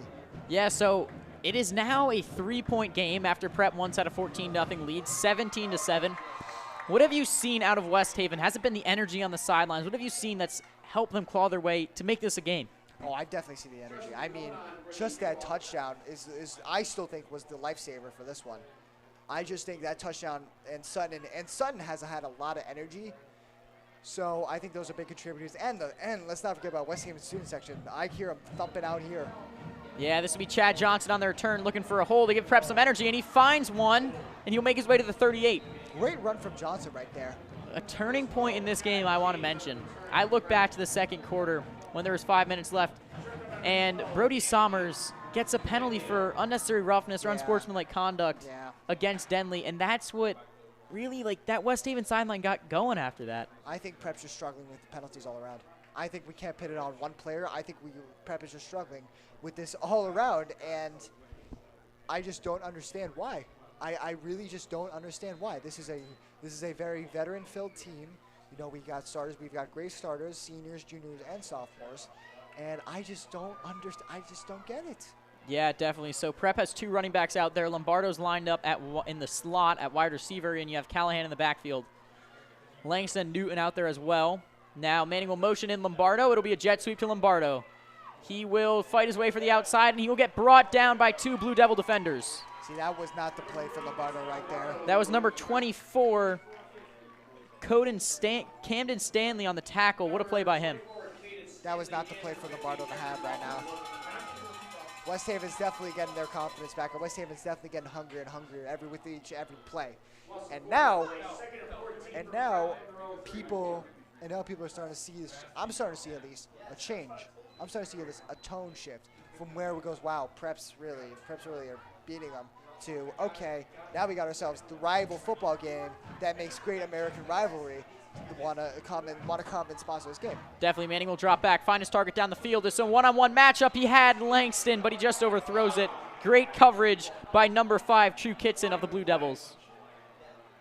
Yeah, pass to Dakota Newton that went pretty foul. Oh no, Langston looks like that foot injury is nagging at him again. Oh no. That is not good for this Jesuits. Langston was able to get the pass interference, so the Jesuits will get a first down. But that would be a huge hit to this receiver core. Yeah. I just don't know what to say. You know, Langston's a huge part of this team. 40-yard touchdown already today. That would be unfortunate. So that means receivers like Brian Moore and Dakota Newton are going to have to step up for the meanwhile. Hopefully Langston is okay. So Prep's going to march it all the way down to the 45. Manning had the one-on-one, overthrew it a little, still got the pass interference. He'll take it again here. Callahan joins Manning again in the backfield. And Callahan will run it. He'll run right up the middle. Callahan has a hole. Callahan's going to go. Callahan will be brought down at the 15. Another huge run from Callahan. Gritty, he is my player. He is definitely my favorite player to watch right now. Yeah, Callahan again. That reminds me of the 40-yard run he had earlier in this game. Oh, yeah. There's a crowd of defenders, crowd of offensive linemen of the Jesuits, and he finds a way through. What a great play from Callahan. You know, I'm just hoping maybe he can run into the end zone this time for that. I mean, True Kitson with an incredible chase down. Didn't give up on the play, and Callahan again gets this football, and he will fight his way for another 8 yards. What do you want the Jesuits to do in the red zone? They've been here 2 times before this game, unable to capitalize. What do you want them to do? Run it to Callahan. If you ask me, run it to Callahan. Keep it simple. I like it. Callahan's on fire right now. No need to put him out. No need to put him out. You know, especially in such a close game like this, where worst case scenario, I'm thinking Cornelius can come and get the kick. You know, but I'm hoping for the best. I'm hoping for Callahan to run it in. And that's what they're going to try and do. Callahan gets the football. He will get stopped for 2 yards. And he did let go of it for a second. The referee's saying he was down, so no fumble on the play. That was pretty good call from West Haven though. Immediately seeing it before anyone else could. It's jumping on it. So here's the replay right now. I think West Haven knew it was coming. I think Prep still had to trust Scout there. It was a good play call. Yeah, dropped it. Oh. Unable to get the first, so it's going to be 3rd and 2 for the Jesuits in the red zone. This is where their struggles have been all game. They need to execute here. That just highlights West Haven's ability to hold down the fort, even if they're not gonna. When the going gets tough, they get tougher. Exactly. Love that phrase. All right. Manning to Callahan again. Callahan runs up the middle. He's going to get the first. He's not going to get more, but he will get a first down. So it's going to be 1st and goal from the 2. 8 seconds left on the clock. for the third quarter. Yes, so this will take us to the end of the third quarter. At the end of the third quarter, it is 17-7 Jesuits. Jesuits are in the red zone, putting pressure on this West Haven defense. What are your highlights from that third quarter? Really, only like 2 drives each. That West Haven offense was dominant. What are your thoughts? Well, if we're going on West Haven's side first, since we saw them get the ball first, definitely Mason Wright has been my highlight for West Haven's team. You know, now he's definitely opened himself and became the gunslinger that his reputation has. And in no way, shape, or form is he letting that gonna stop. You know, we've also seen him definitely open up and definitely work on his passing with receivers such as Kitson, Sutton, Johnson, and Harris. You know, just saying those names makes you think, oh, those are wide receivers that are going to catch the ball in the end zone. And they've definitely changed the atmosphere, because in the start of the game, you had the atmosphere like, oh boy, oh no, Prep's going to beat it by a lot. And now West Haven's bumping. Yeah, now West Haven's bumping. The crowd, the stadium's pretty loud. And he was going in there. He was keeping it. He wasn't getting stopped. Like, he was not going to slide. He wasn't going to run out of bounds. He was going to try and fight for that touchdown. Yeah. And they are keeping the offense out in the field here. I love to see this aggression. What are your thoughts on this decision? I want to see Scout run it in. Yep. I want to see Scout. And it's going to be a tush push. Oh! And West Haven's going to stuff him, I think. No way. Wow. West Haven's red zone defense has come out to play. No way. They stopped that. Well, they did what the Giants could do last night. Yeah, I mean, when Jalen Hurts runs the tush push, it's one thing. He can squat 200 or 600 pounds. When you get this Prep offense running the tush push, when Scout Callahan's been so good all day, I don't know. Yikes. I guess if they practice it, they want to try it out, but in this close of a game, that's a risky play. Yikes! That just like really displays how tough and gritty West Haven can get. That's why I love these rivalry games, because it really brings out the best out of the players. Their red zone defense has been incredible. So for the first 2 times in the red zone, you have C.J. Sutton deflecting passes. This time, you have the whole unit stepping up to stop them. Holding them down.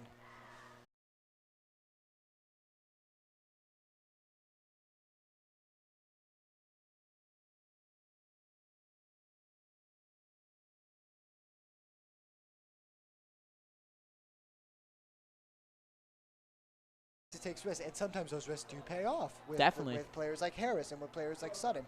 But that one wasn't. That one was too risky to gamble. 3rd and 10. Mason Wright drops back to pass, and he hits his target, but Prep will keep him short of the first. So Cordell Barrow on the catch, and now West Haven with the decision. 4th and 3. I think they're going to go for it. I also think they're going to go for it. I don't see any reason not to go for it. I see no reason not to go for it, and I just think Wright's going to keep slinging it. Yep, Prep's pass rush has to get after Wright. Joined by Vinny this time in the backfield, going to use his shiftiness to his advantage maybe. Hopefully. Callahan getting a well-needed rest, or much-deserved rest, and Manning will drop back to pass. He has his target. He's going deep. It's Langston. Slightly overthrown, but great coverage by number 17 for the Blue Devils. That is Jere Dupree. What a coverage by him. That was great, too. That was great coverage, especially on such a great player like Langston. As Langston, he seems to be okay. Yeah, he seems to be good. That's what Prep needs right now. Good receivers like Langston. All right, so we got a huge third down for Prep. After getting that 4th down stop, the last thing you want to do is give that ball right back. This is a huge 3rd down. All right, Manning takes the snap. Vinny joins him in the backfield. Manning will drop back to pass. Manning has his target. It's Langston, and he will catch and turn for the first. And great catch by Langston for the 1st down. Manning for 20 yards to Langston. Langston continuing that great game. Yeah, that's you just need to keep trucking along. You know, that's what West Haven's been trying to do a lot. They've been trying to keep trucking along. And Prep has stopped them for the most part. And we definitely saw that more in the first half, where they were just going to keep climbing inch by inch by inch by inch. You know, and I'm hoping that they're going to keep doing that. Maybe with Callahan, maybe with Manning and his throws. So that is a huge 3rd down conversion. The Jesuits have the ball in West Haven's half. Manning will hand it off to Lombardo. Lombardo with no room whatsoever. Lombardo fumbled the football. West Haven might have it. We'll have to see for the ruling. They're still fighting on it right there. West Haven says they have it. I think they do. The refs are going to give it to West Haven. And that is not what you want to see out of the Jesuits. A costly turnover. After West Haven's been on the wrong side of the turnovers all game, they get one here. Yikes.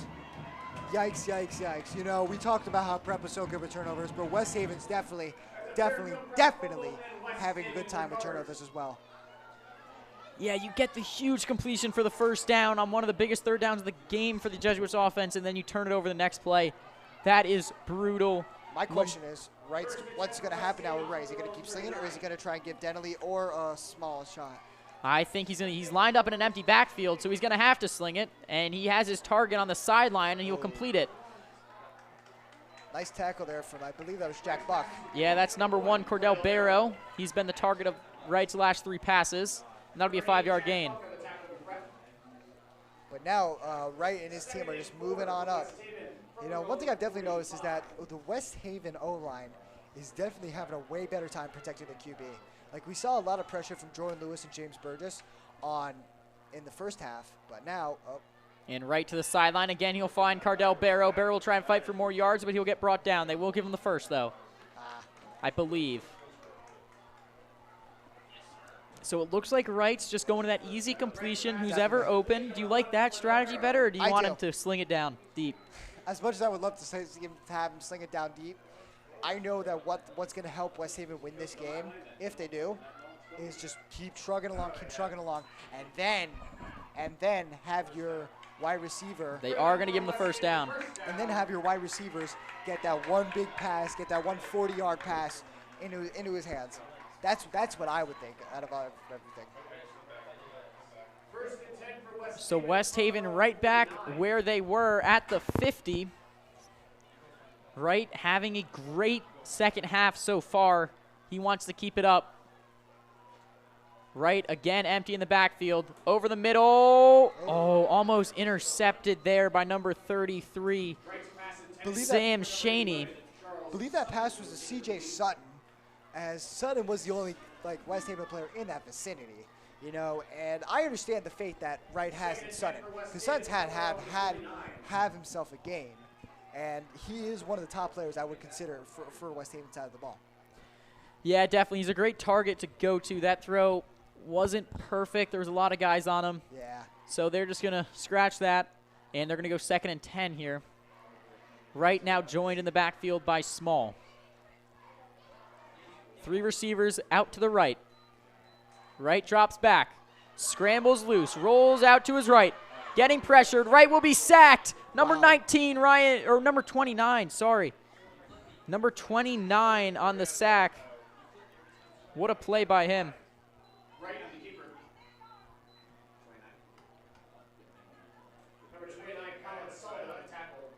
That was Kyle Sutton on the tackle there. Sutton.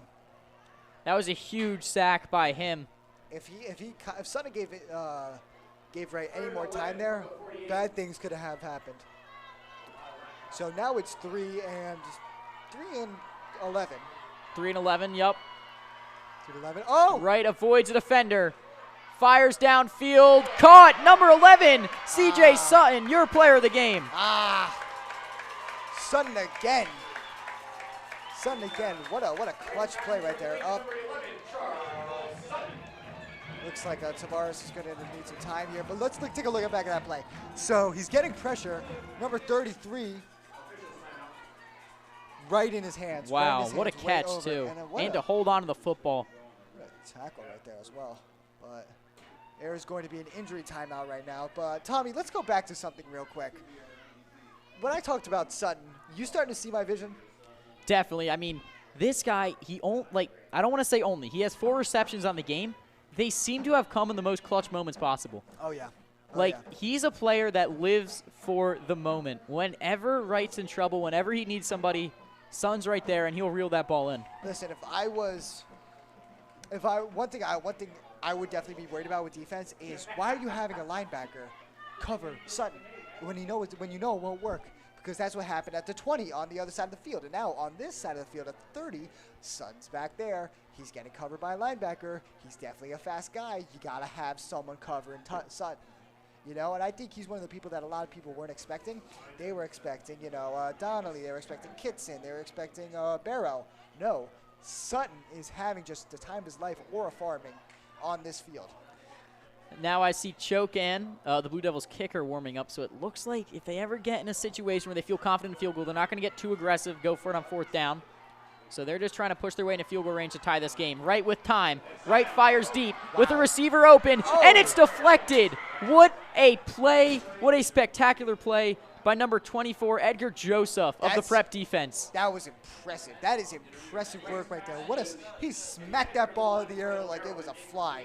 You know, he was like, nope, that ain't happening here. It looked like he was lost for a second, but he found his way back into that play and was able to deflect it. Let's watch this replay here. You know, I was getting a little scared because we know Wright loves those big throws. And, wow, what I would define this as is a great throw, better defense. Yeah, what a great speed increase right there. Because I thought he was gone. And Wright screen pass to Small in the backfield, and Small will be tripped up and taken down before he can even get back to the line of scrimmage. That was a great tackle. That was number 26 for Prep. And that's James Fogarty on the tackle. Fogarty, great guy.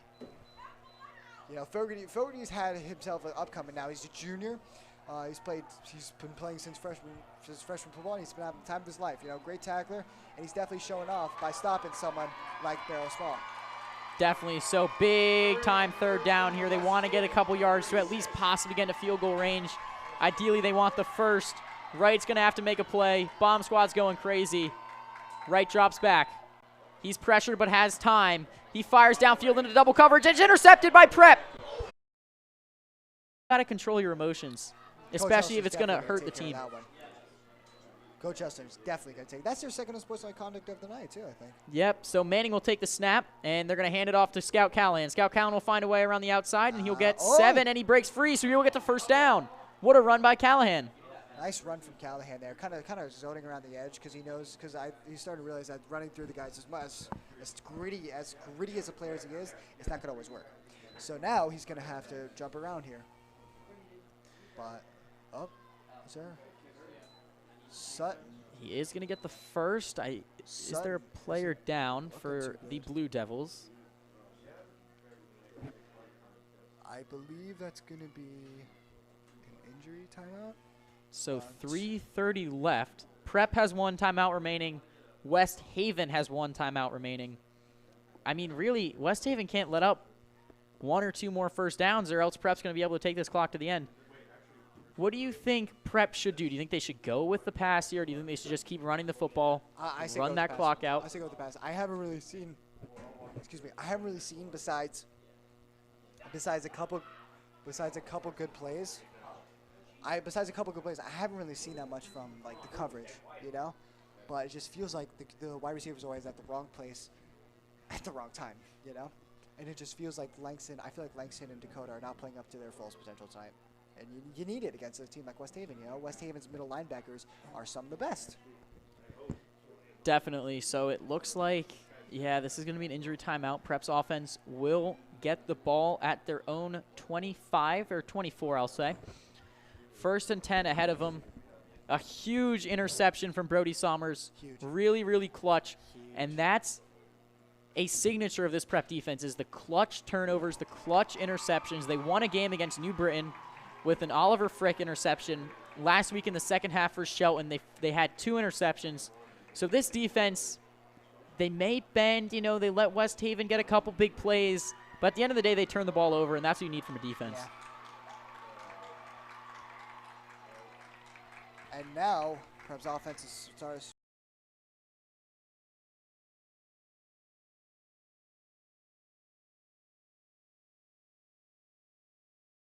Him.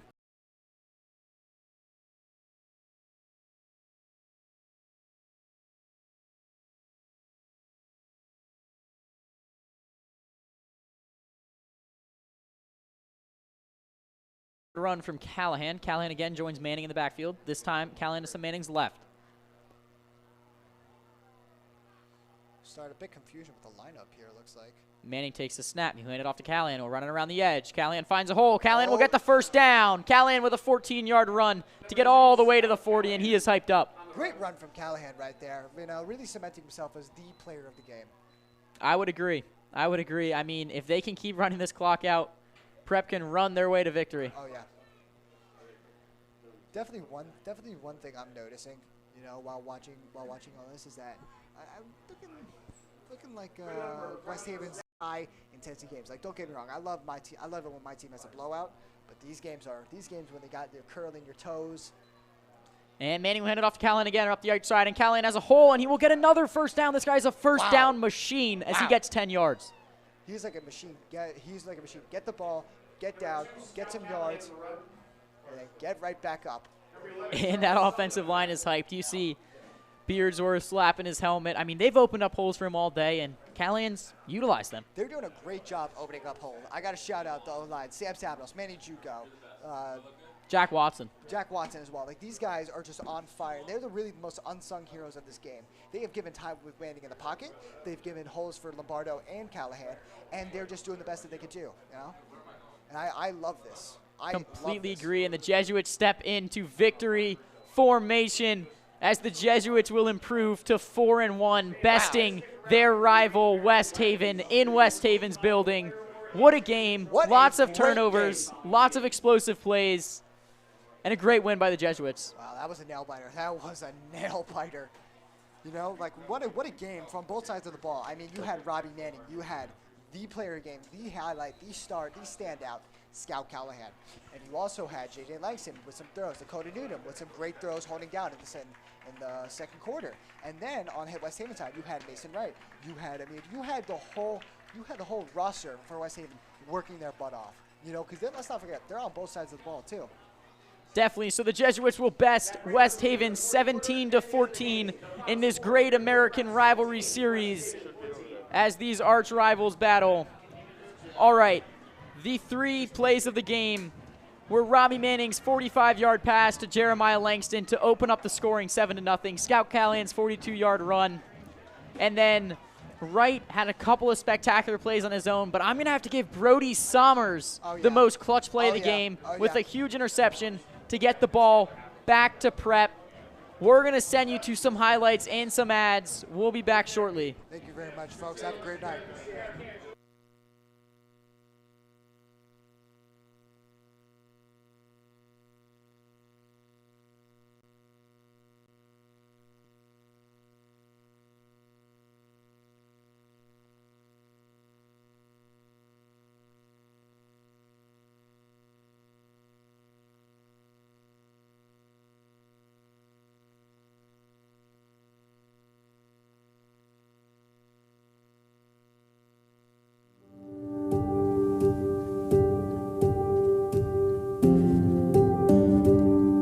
It's hard to put into words because there's truly nothing like it. Maybe it's the moment walking down the aisle to receive your diploma, or the sea of red and white tuxedos all around you, or that firm handshake from President Cashman. Those are unforgettable moments, but they're not what defines it. What truly sets this experience apart happens after graduation, when you're outside celebrating with the people who were once just your classmates. I say once because they're not just classmates anymore. They have become family. Your brothers.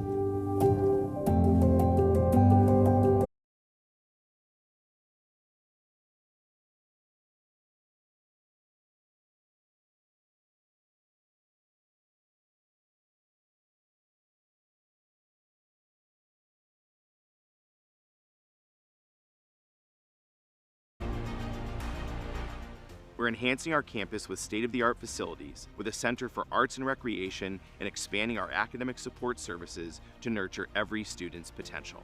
We use a scaffolding approach to provide resources to ensure academic success for our students. As an athlete and a musician, it's great to have new facilities that really enhance what Prep is all about. I've had to learn and grow into being a well-rounded person. Here at Prep, we call it cura personalis, or care of the whole person. Our world needs leaders of conscience, compassion, competence, and commitment. Shaped by a Jesuit Catholic education.